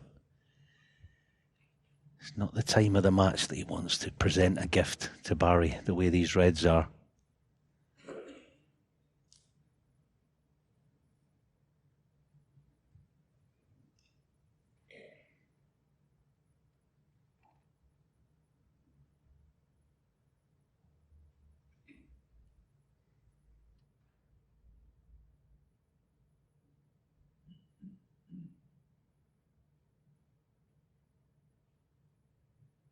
Just surveying the table, the safety shot's not that easy.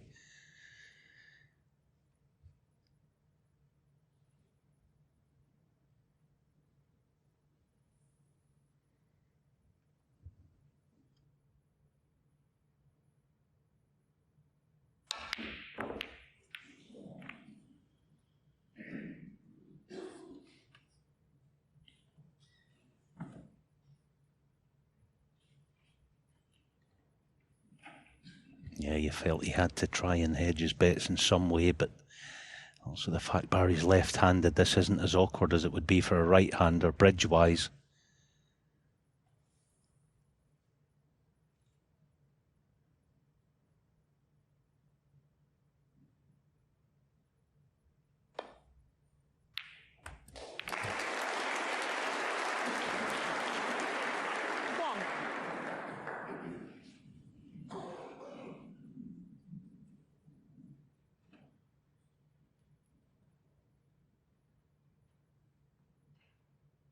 Well, the important thing there was that the red went in.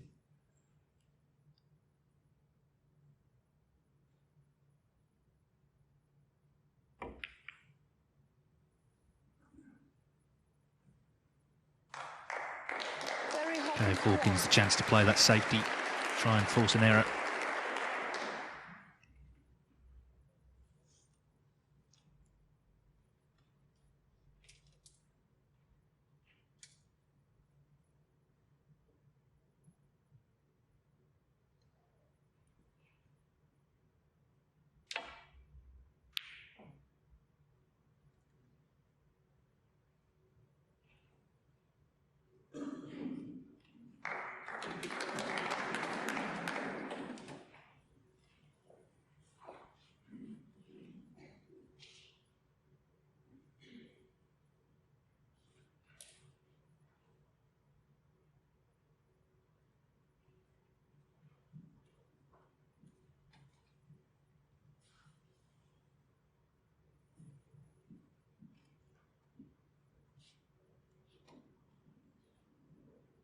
Eyeballing the long red then. The good news, it doesn't have an awful lot to do with the cue ball. It looks a natural, 2 cushions for the black. In fact, he's going low in the cue ball, so it's a stun. This pot's more difficult this way.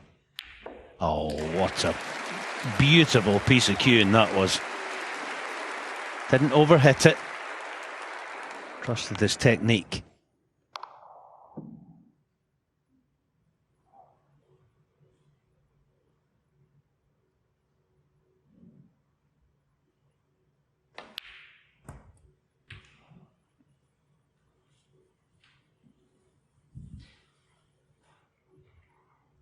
Eight.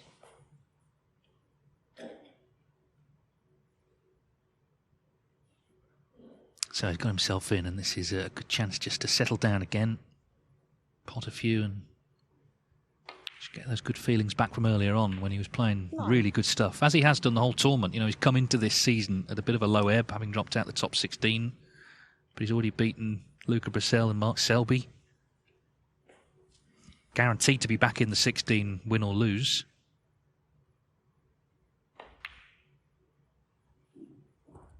But victory tonight.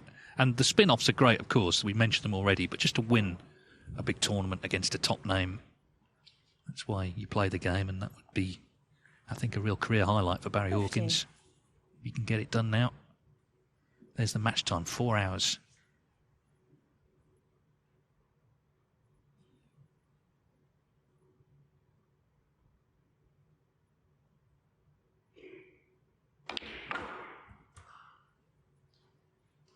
Sixteen.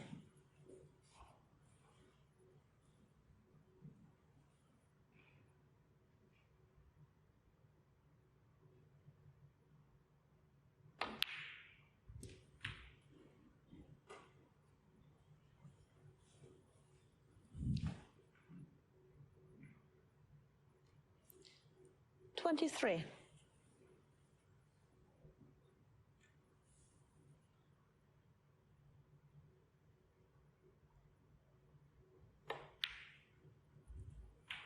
24.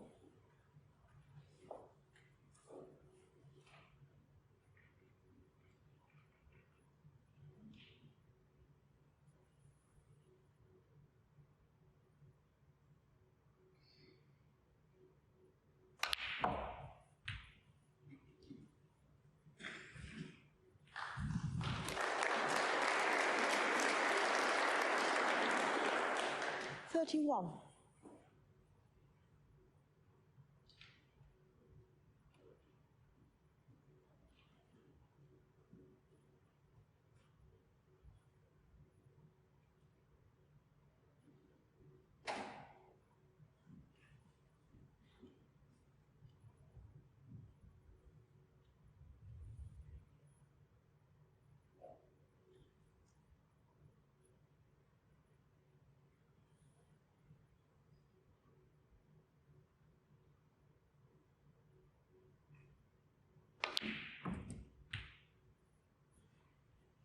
32.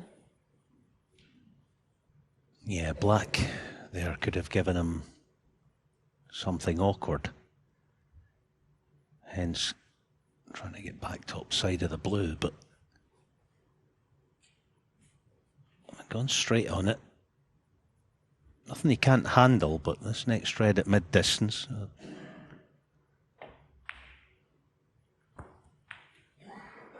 A certain amount of pressure on it, and has he come through far enough to make this a comfortable plain ball? 37. On and off the cushion. See, the cue ball plain ball's just going a wee bit closer to the black than he would like.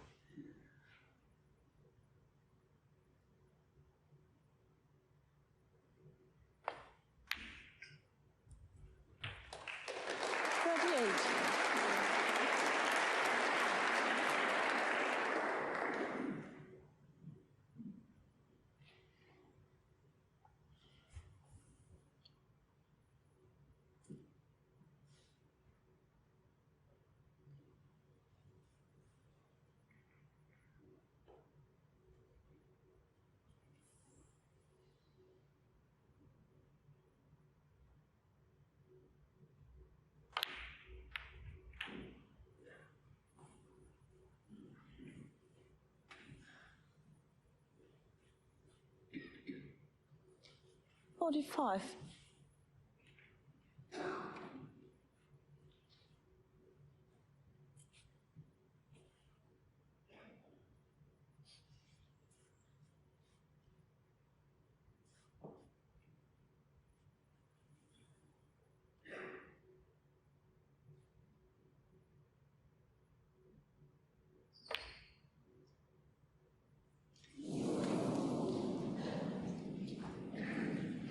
Hawkins, 45.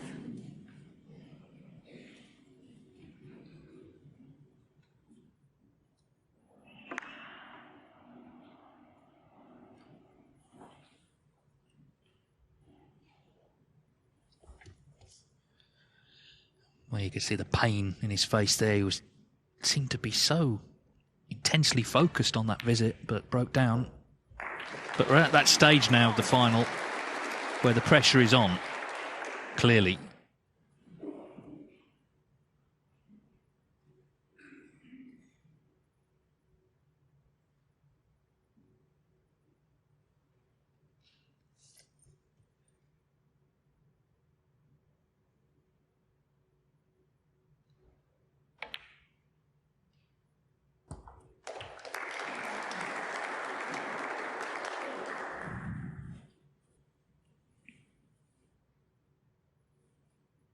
Eight.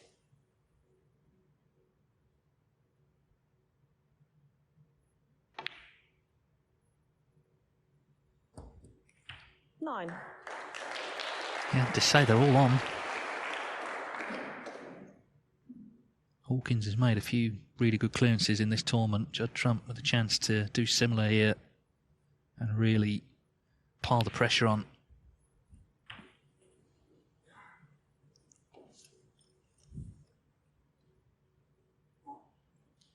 $16.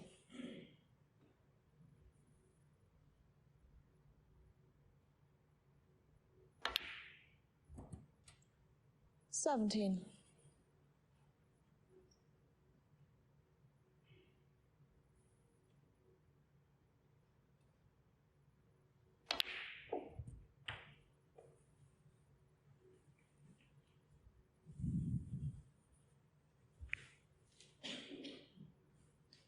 $24.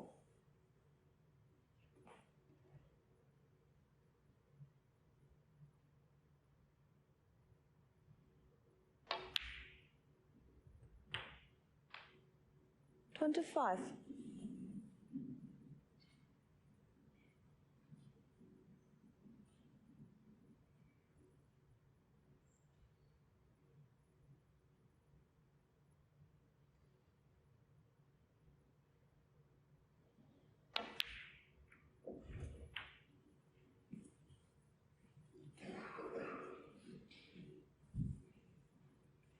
Yeah, twice he tried to just 32. help that red away from the cushion now, but that'll keep.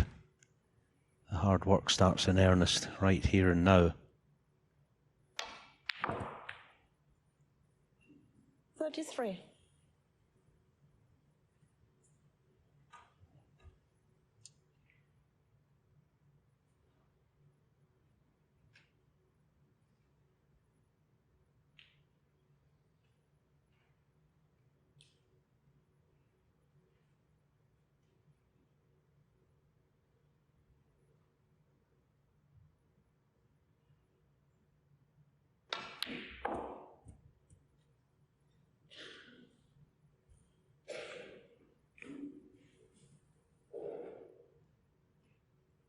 $36. Yeah, it's just gone a bit awkward. Can't get the cue ball close to the black. Yeah, it was awkward. It was the good news. Well, on Judd two from 36. scores, he covered the red, and Barry needs all three reds now.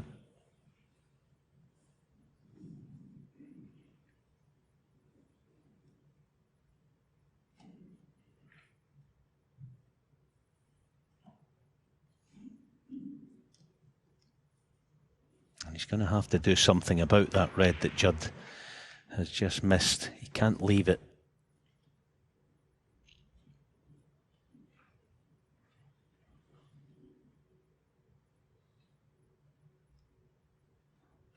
Well, he could leave it there, but to get cover is quite a big ask.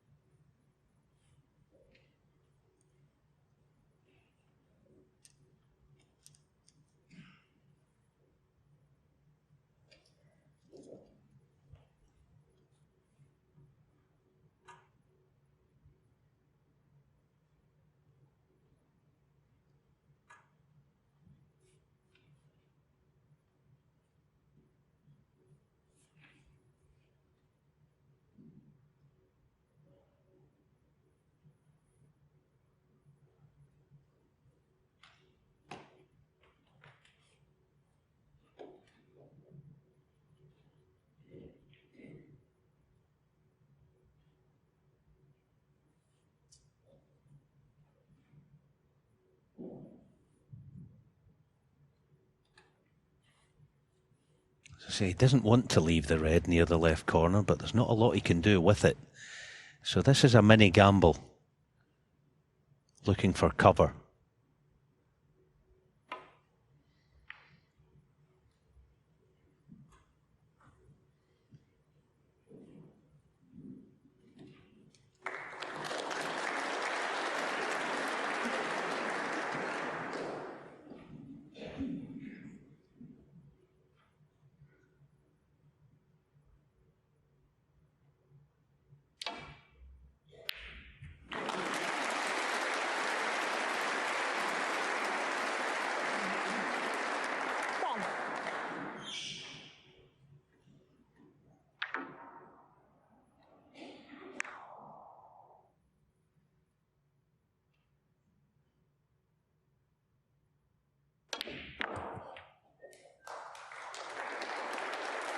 Well, as positional shots go, he deserves a bounce, and he's just about got it.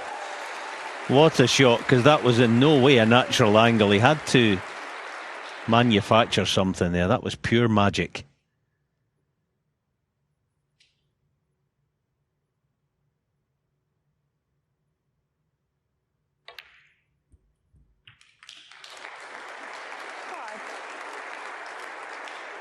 Now, what sort of angles he got? It looks like he's going to clear the red, the natural path, so it's all about the pot here. You would think he's naturally going to be on the red.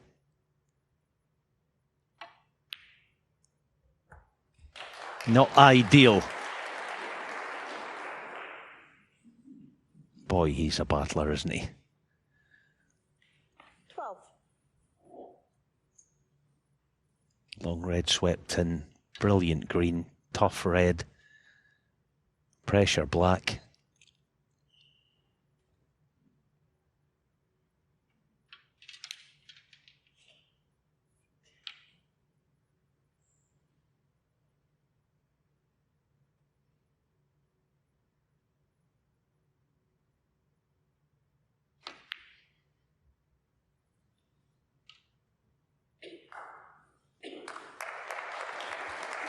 It's another very close frame. 2 points in it. Last red, 8-5 or 7-6. Hawkins in a snooker.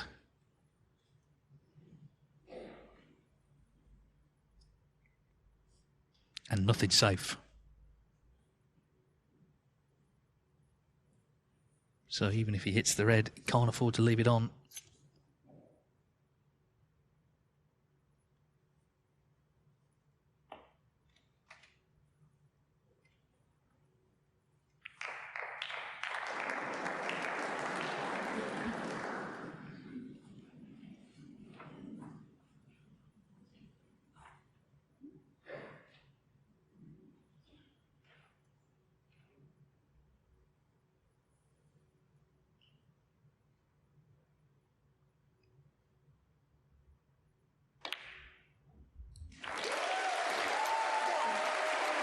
Yeah, that's another gem, isn't it? Well, Trump is fighting so hard in this final. Another frame could easily have gone against him. But surely, barring a major slip-up, as we see another terrific pot here, it's going to be 7-6.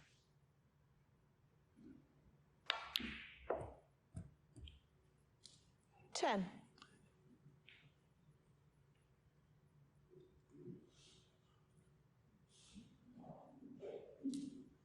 Yeah, there's always one more hurdle to sort of cross, isn't there? Didn't quite deliver through that. He needs green and brown. Didn't get great on the green. It's one of those where the pink being off its spot might help him, because that might be the path if he decides to go round. Yeah, he's going round the table, so over the pink spot, it's off the third cushion. Can he avoid the pink again? Oh dear. Well, the good news, he's half gotten away with it. But where he was in the yellow, it's a major disappointment. Yeah, incredible, really. I'm sure Hawkins must have thought the frame had gone.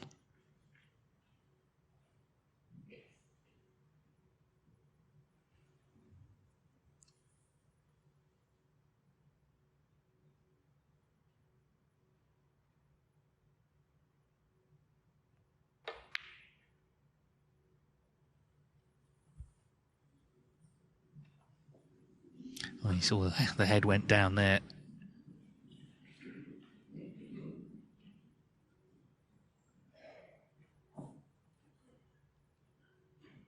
He did not want to show huge amounts of emotion. He showed a little there.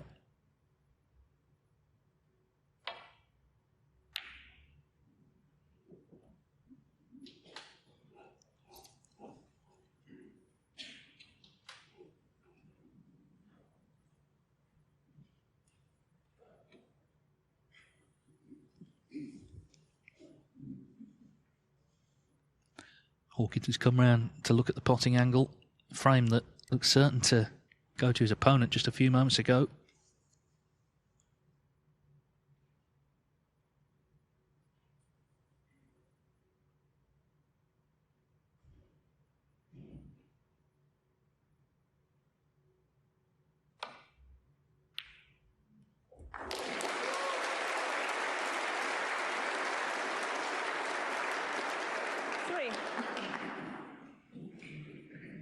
This frame's not getting any easier.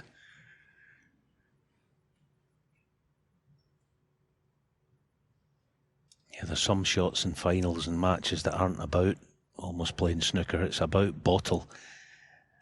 This is one of them right here. Nope.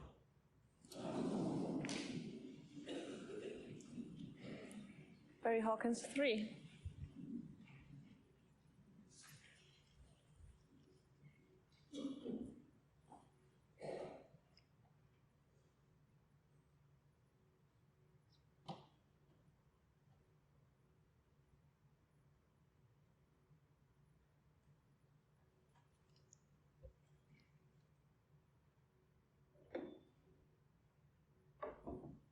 Not saying it was remotely easy, we can forgive him the miss. It was very difficult. Just sometimes those are the shots that ultimately win the titles.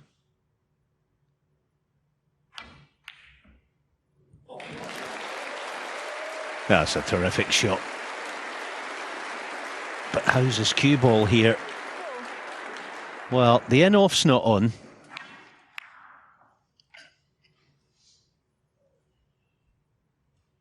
So just the blue.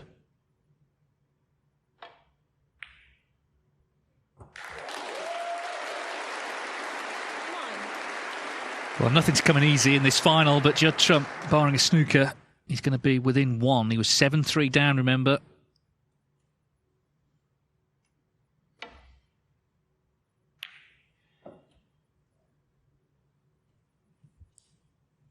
Judd Trump, 9.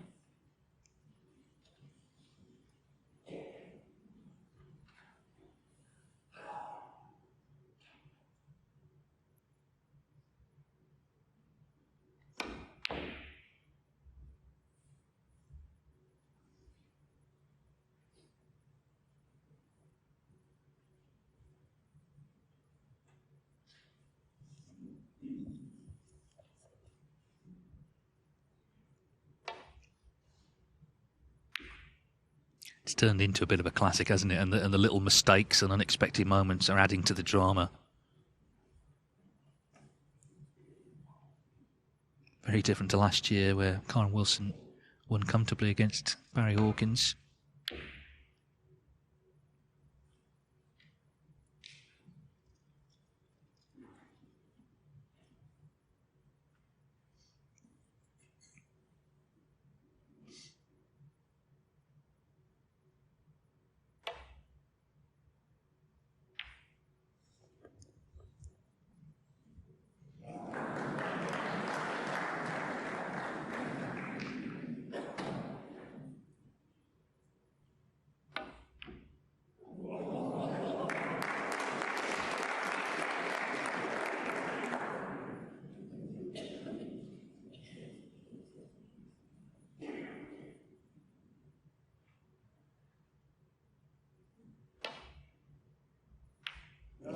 Well, Judd Trump is showing great resolve this evening. He was in big trouble, 7-3 down, but now there's only one in it. This is anybody's. All sorts of drama in Nuremberg this evening. Barry Hawkins leads the European Masters final, only 7-6. Well, there's not going to be many fingernails left in Nuremberg at this rate, because it's a very nervy match, this now. 14. And it's got a lot closer. Barry Hawkins was 7-3 up, 7-6. He still needs 2. Trump now 3 away.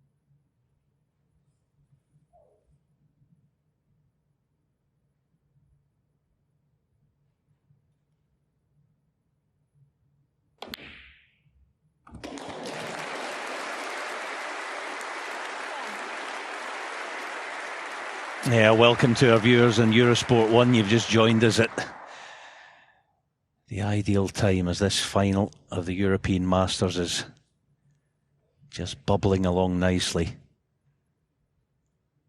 Judd Trump trailed 7-3. Now back to 7-6, and there's a lot of tension out there. The cast iron grip that Barry Hawkins had in this final has dissipated somewhat, and it's now going to be a battle to the winning line.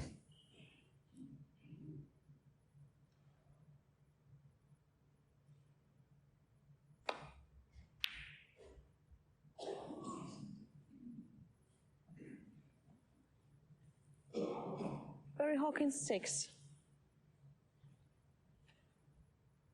It was all going so well for that man, but Judd Trump through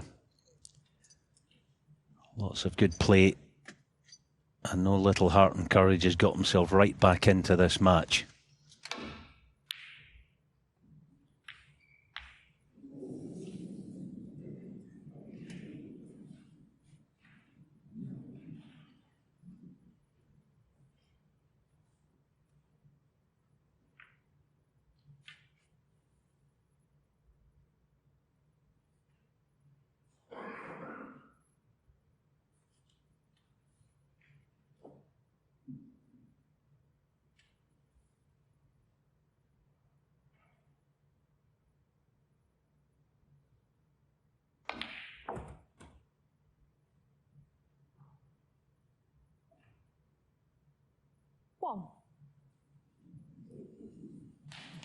Oh, he has the gap for the blue.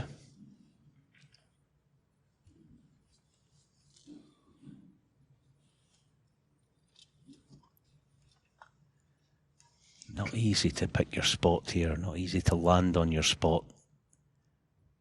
Going to rely on somewhat good fortune to get nicely on one.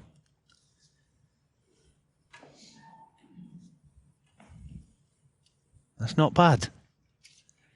6. A bit of pressure on this next red. He's got to show Judd that he's remaining strong and holding firm. Under normal circumstances, quite a straightforward shot, but yeah, well controlled. 7.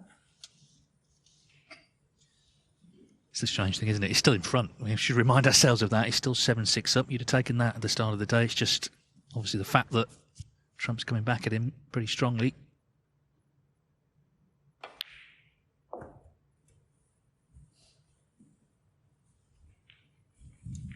Player who really thrived in the Barry Hearn era. He was always sort of known about Hawkins. He'd been in a few semi-finals early in his career, but when the number of tournaments went up and he was able to play more regularly, that's when he started 15. to find success. He won the Australian Open 2012. And at the end of that season, of course, got to the World Final where he did push Ronnie O'Sullivan, who had to play some of his best stuff to win that title.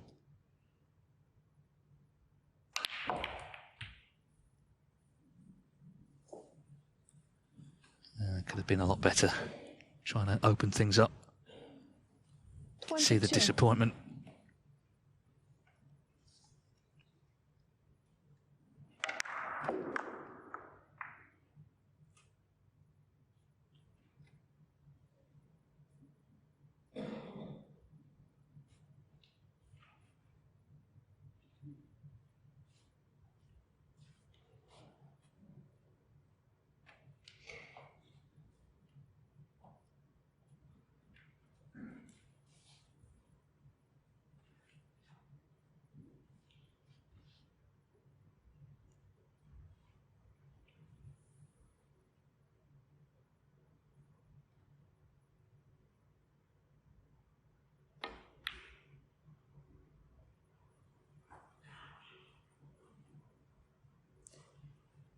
Barry Hawkins 22.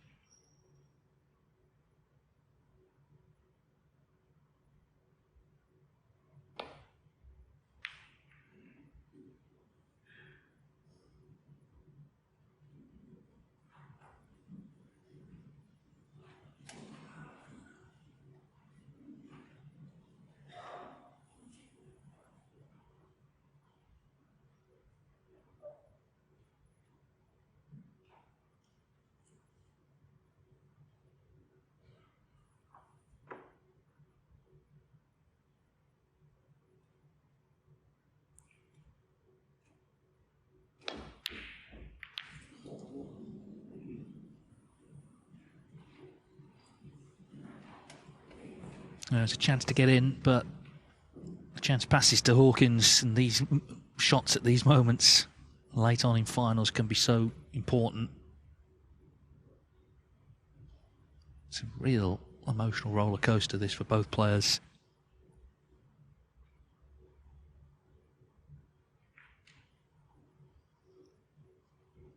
Just about the worst angle you could wish for on that red.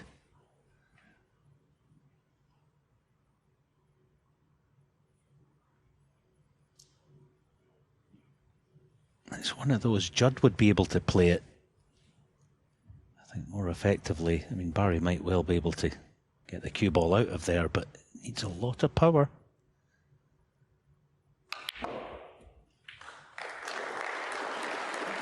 And all in all, that's pretty good. Now he's got to steady the ship here. Normally this is the sort of black he'll just brush in, no problem, but there's a bit of pressure on it. Well handled.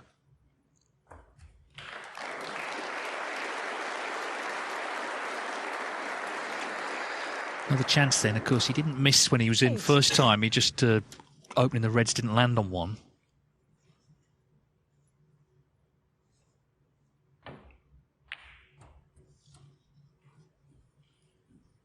Nine.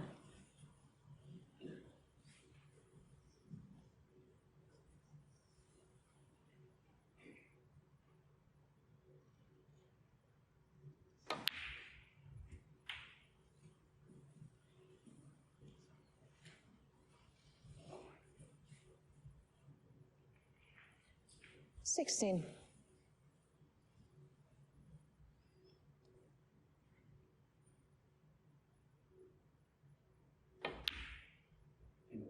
Yeah, sure.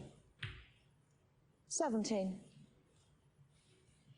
4.5 hours. Grossing contest, this.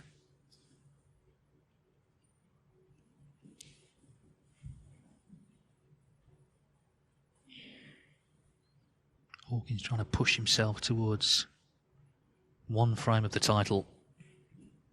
Just taking a moment to have the cue ball cleaned.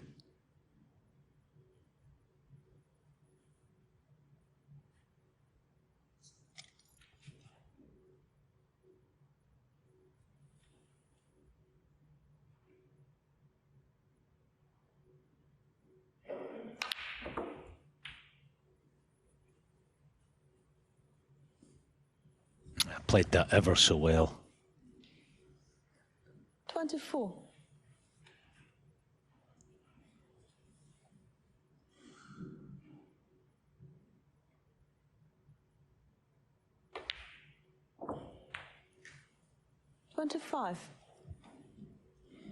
Yeah, just higher straight on this black. He doesn't, in an ideal world, want to entertain that red on the cushion, but he's going to have to.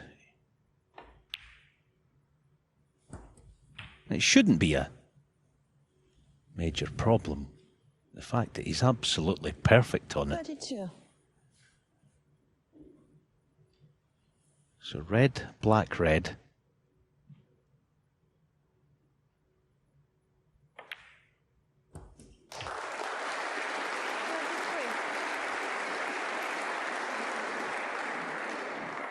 Yeah, to just get a bit of breathing space, keep the Judd Trump comeback off track for now.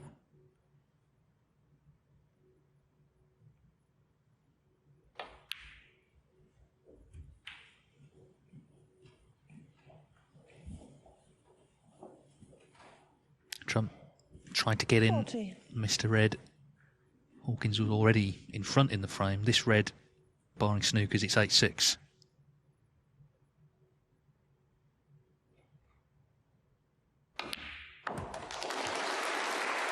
Crowd here fully aware of that.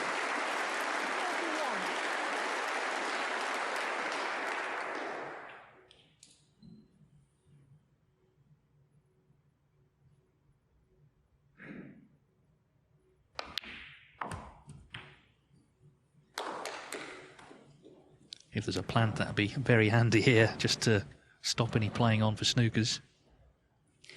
47. quite set. So 75 in it, 67 on.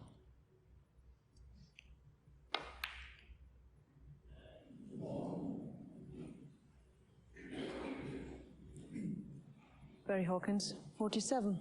And the frame. Judd Trump's not coming back to the table. So he now has to win the last three. Barry Hawkins has moved to within one of winning his 4th world ranking title. Big moments for the Hawk. He leads Judd Trump here in Nuremberg. 8-6. Barry Hawkins had a huge round of applause there as he came back into the arena. So many people here would love to see him do it. There's also plenty would love to see Trump come back. And that's what he needs to do. He's made a few comebacks in this tournament. 4-0 down to Chris Wakelin, 3-0 down to John Higgins. He needs to complete another one if he is to be our champion.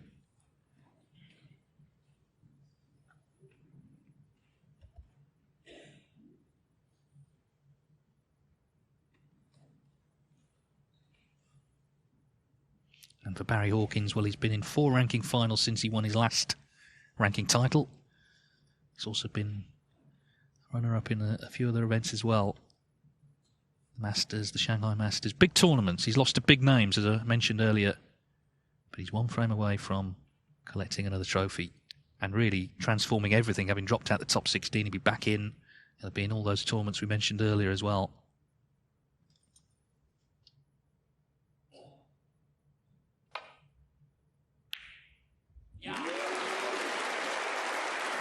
But I tell you what, if that's the first shot of the winning break, then he thoroughly deserves it. That is sensational. Yeah, it was almost in fact, the red up near the blue kind of forced him to put all his eggs into the basket there. There was no bailout, so. In a funny sort of way, it worked in his favour, and saying that, you still got to knock it in. What a pot. 6.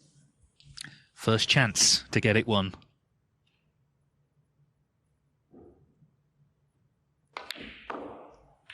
And if he does, and I'm sure we'll see on social media players congratulating him, I can tell you it'll be genuine, because you won't hear a bad word about Barry Hawkins from anybody.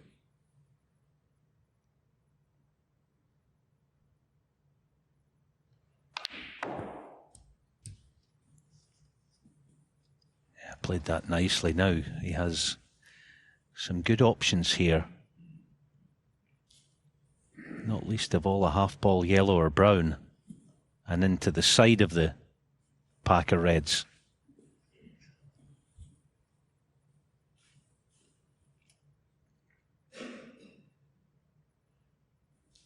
Be a nice target from a bulk colour.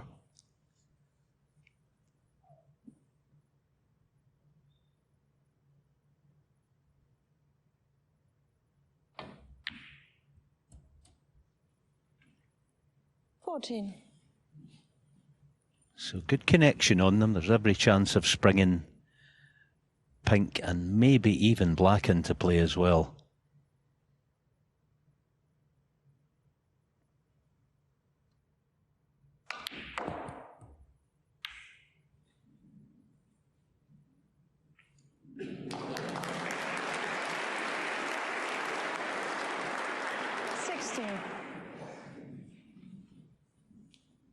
Yeah, bonus ball.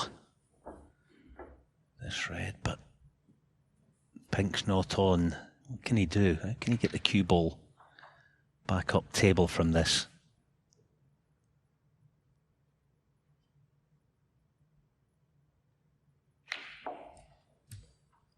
It's actually quite awkward. He's got that quirk, hasn't he, as a left-hander. He plays with the rest right-handed. It was quite awkward.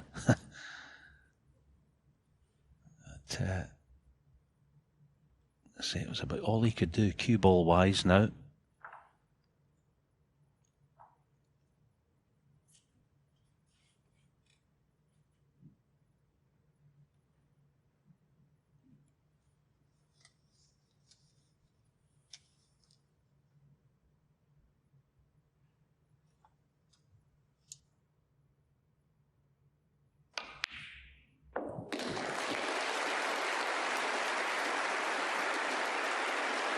Did not touch the sides, did it? What a terrific pot. Yes.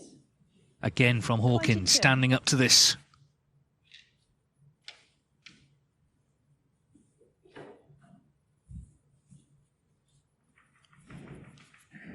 Trump poised,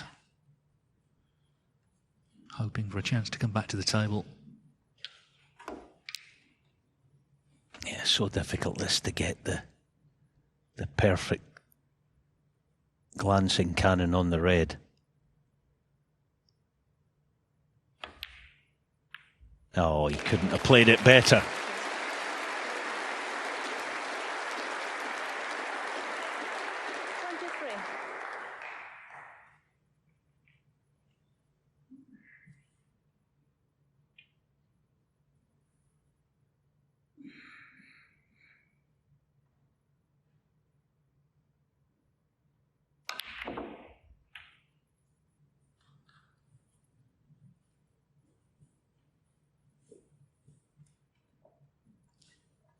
Yeah,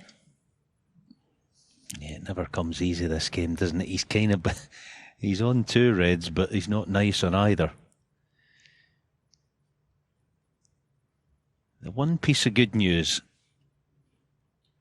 with the red to left middle is that he can sort of hedge his bets a wee bit with a cue ball, if he wants to, or it's the far corner. Yeah, I like the middle pocket.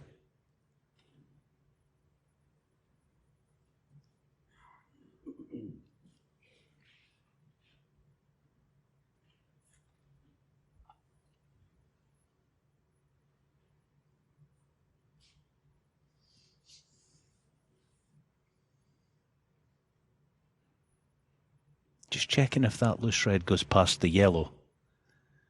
But he seems to have his heart set on the far corner. Here we go.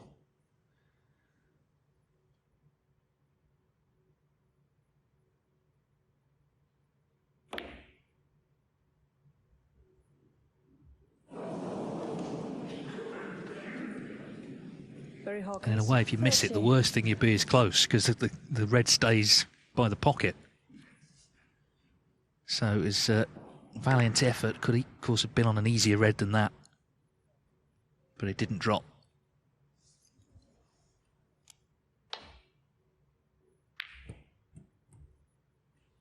One.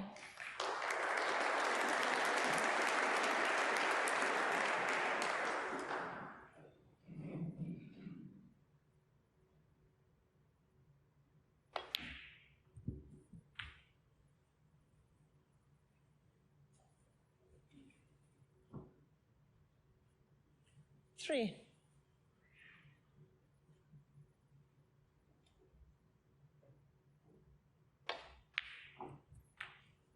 Four.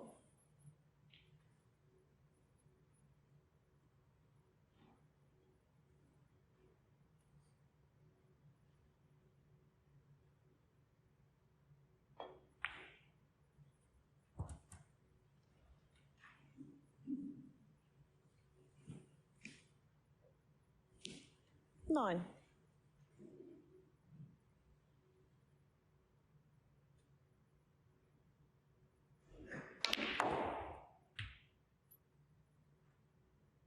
Ten.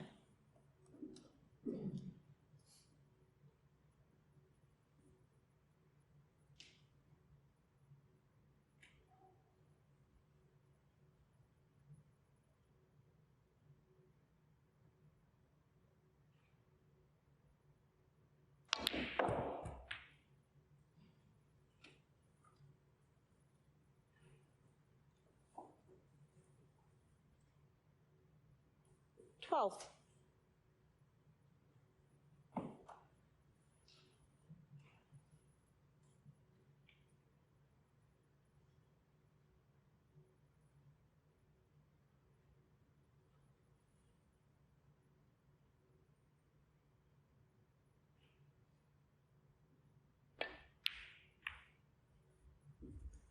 That was always the worry with that shot. The red that he was going to contact was always going to push to the right as we see it.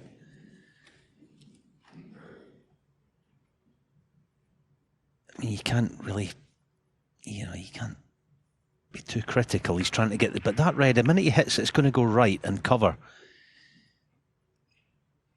Yeah. I understand he's trying to win the frame in one hit, and can't blame him for that. But Barry Hawkins will be so relieved to see that. Yellow ball.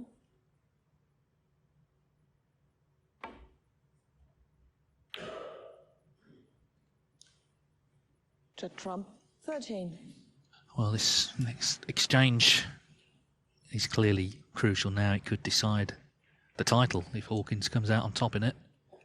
Equally, it could give Judd Trump another chance to pull back to 8-7. He's disappointed there, you can see it, that he wasn't able to continue.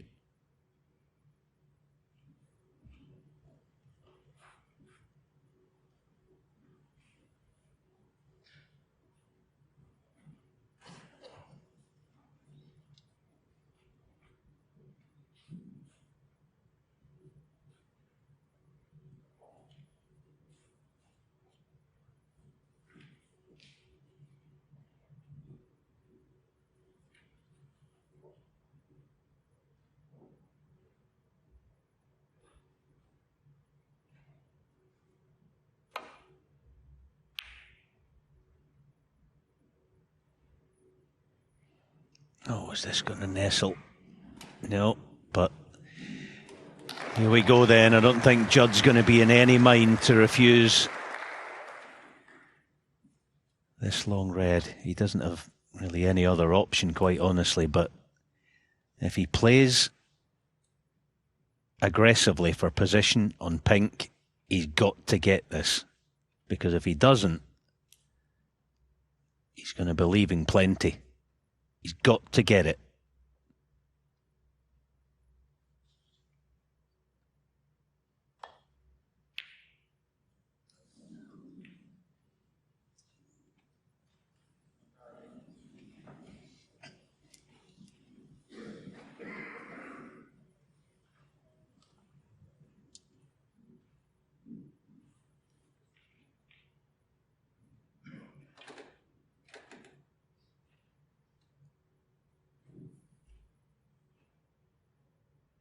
So Barry Hawkins, 17 in front in the frame. He needs to win the tournament.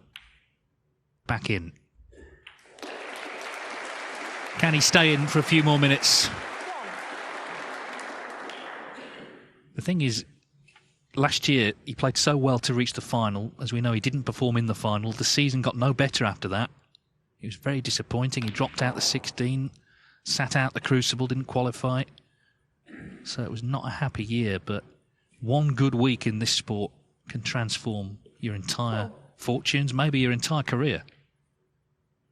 And here he is, poised to win ranking event number 4 if he can just hold himself together for a few more shots.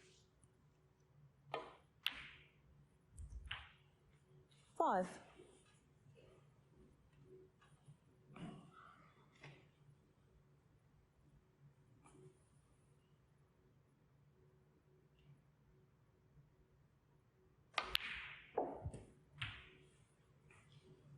And if he does, maybe we can all stop saying he's underrated, because he shouldn't be. He's a brilliant player. We've seen it in all areas in this tournament.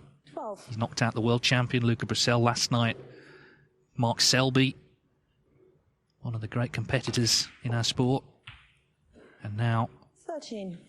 has it in his hands to beat Judd Trump in the final. He's come unstuck against some big hitters in finals over the years. This would be maybe his most satisfying victory ever.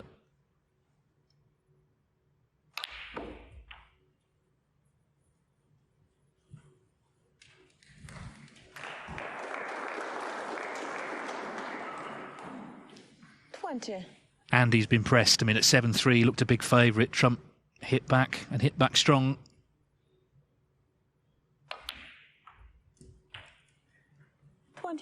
But here we go. This is the moment. He knows it.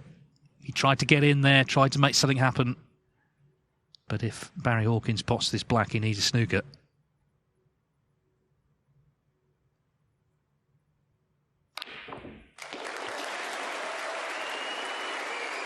He's not going to celebrate yet. He knows too much about this sport to be getting carried away. He wants this in as well.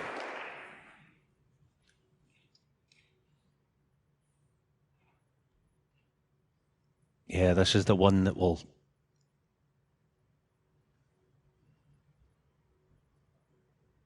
absolutely sealed the victory, and in it goes. Barry Hawkins, what a performance. He came into this final under all sorts of pressure, not so much that he'd have been listening to it, but people were asking the question, has he got it within him to face the very top players in big finals and get the job done? Well, it looks like he has.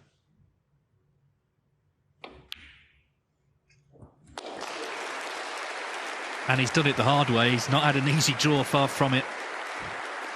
And to do it so early in the season, that could really, as I said, transform his entire fortunes. 33. Back in the 16, champion of champions, Players Series, all of that as well to look forward to.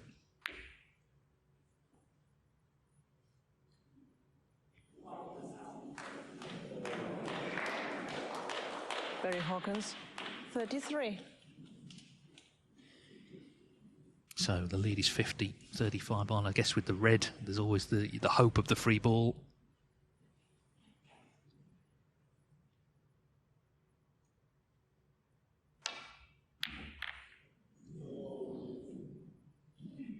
Credit to Trump this week. He could easily have been out to Chris Wakelin. He's shown a lot of steel in this match as well. And I think we'll be seeing plenty of him this season in the latter stages of tournaments.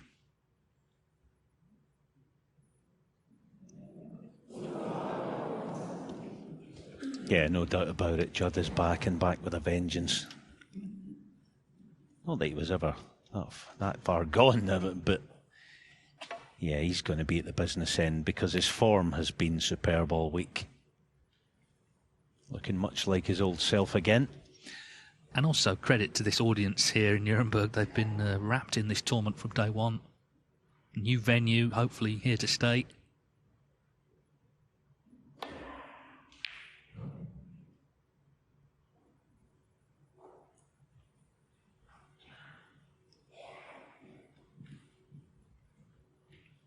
Oh, this really is trouble. Can just see it. Or maybe not. So he's got to try and hope it goes safe.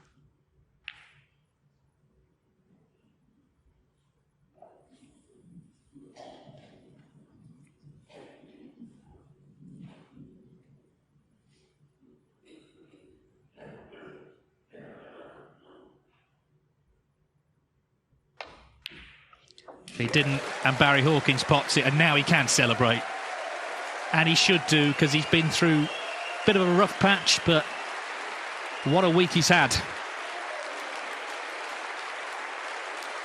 It's been a long wait 6. for ranking title number 4, more than 6.5 years since he won his third.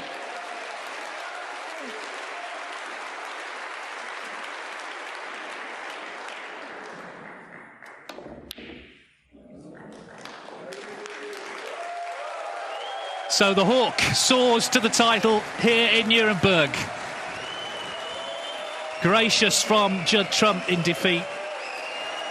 He recognises how well Barry Hawkins has played this week. He's beaten Luca Brissell, he's beaten Mark Selby, and in the final, he's beaten Judd Trump by 9 frames to 6 to end the long wait for a major title. He is the 2023 European Masters champion.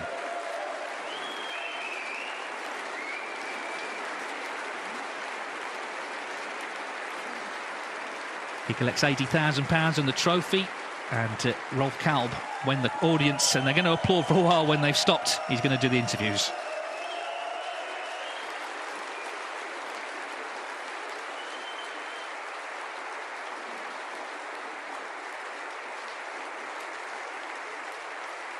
So, Judd, commiserations. I guess the last frame of the afternoon already was a massive frame. Yeah, there was a couple of big frames that I threw away, really. So that was the real big one. There was a couple again tonight, the first one of the session, just too many easy balls I missed. So yeah, it was disappointing to kind of struggle in the final, but I think Barry played a lot better than I did and fully deserved his win today.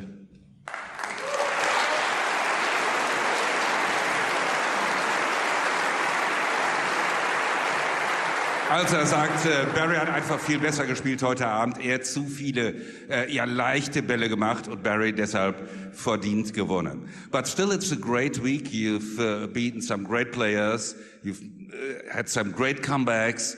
You scored 8 centuries. That's not shabby. Yeah, I mean, I probably should have lost in, I think it was the last 16 or last 32 against Chris Wakelin when I was 4-0 down. So I probably should have lost yesterday as well against John Higgins. So obviously happy to be in the final. I'd have liked to have played better, at least push Barry a little bit, but it just wasn't to be really. I thought Barry's safety was very good early on, put me under a lot of pressure. And when you don't win the frames when you're sort of 60 in front against him, he's too good a player to give that kind of lead over the first session. So I knew it was going to be difficult. There's always a chance, but yeah, give it my all. It just wasn't quite there today. I was just missing too many easy balls and probably the pressure Barry put me under. But congratulations to Barry and to his family, and I hope he has a good celebration. He will. Meine Damen und Herren, Judd Trump.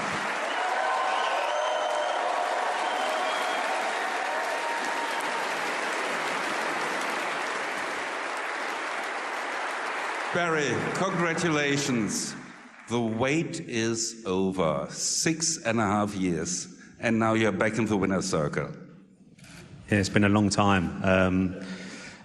I didn't think I'd ever, I was at a stage where I didn't think I'd ever win a tournament again, really, because it just kept dragging on, and I kept losing in finals and not playing very well. And to be fair, lucky for me today, Judd struggled, and sometimes you need a little bit of help on your side. And today, Judd helped me out for sure. So I'm absolutely over the moon. I'm delighted because it's been a long time coming, I think.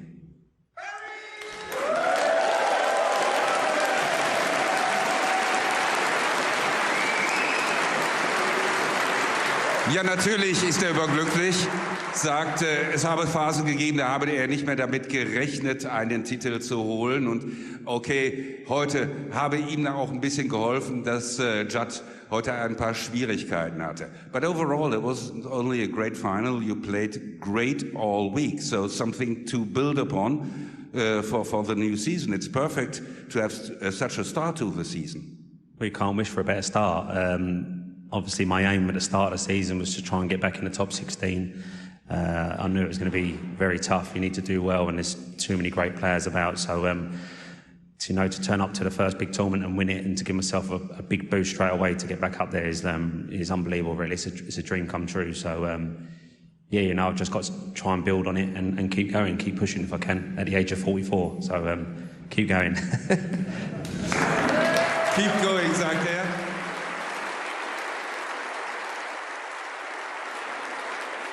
Ein perfekter Start in die neue Saison. Sein Ziel war es, in die Top 16 zurückzukommen. Das hat er ja geschafft und darauf will er aufbauen. Well, you are back to the top 16. Meine Damen und Herren, Ihr Champion, Barry Hawkins. Yes, Hawkins up to 14, and you get the feeling he's going to go higher as well, getting in those Players' Series events. Just the perfect start to the campaign for Barry Hawkins. And now the trophy presentation. Meine Damen und Herren, bitte begrüßen Sie für die Siegerehrung die Presentation Party. Das ist der Vorsitzende der WPBSA, Jason Ferguson, und der Geschäftsführer von Dragon Stars Event Management, Thomas Cesar. Yes, Thomas Cesar, who along with the late Brandon Parker did so much here in Germany to build up the interest and capitalise on it, and Jason Ferguson, the chairman of the World Professional Billiards Snooker Association. 35.000 Pfund, die Medaille zur Erinnerung und der Titel des Vize-Champions gehen an Judd Trump. Well, Judd felt his performance wasn't quite up to scratch today, but in general I think he's happy with his game. He's played well this week. He mentioned he could have lost a couple of times to Chris Wakelin and John Higgins. Overall, his game's in good shape. Early season.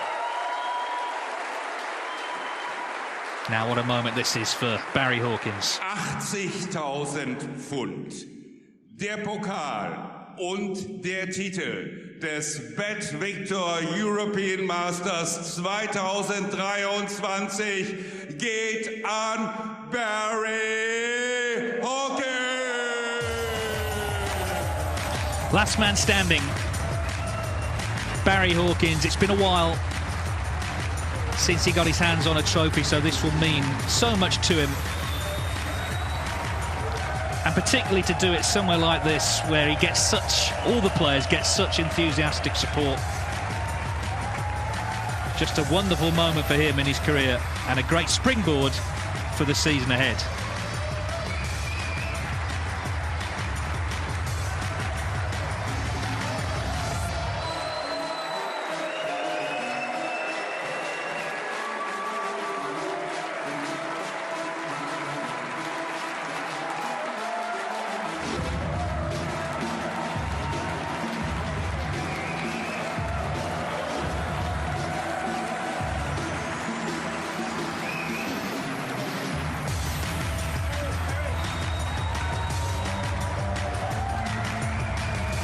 So we congratulate Barry Hawkins. Terrific week we've had here as the new season cranks into life here on Eurosport. We'll be back on September 11 for the Shanghai Masters. That's back on the calendar.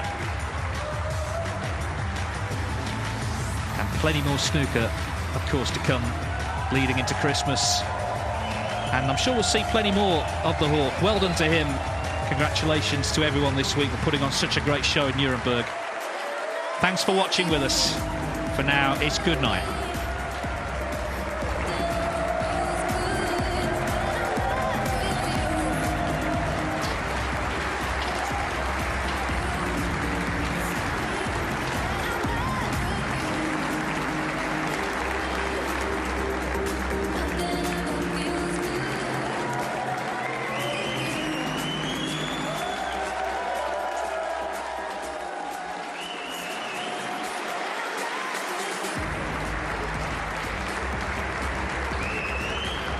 Meine Damen und Herren, das war's, das Bet Victor European Masters 2023. Ihr wart alle toll.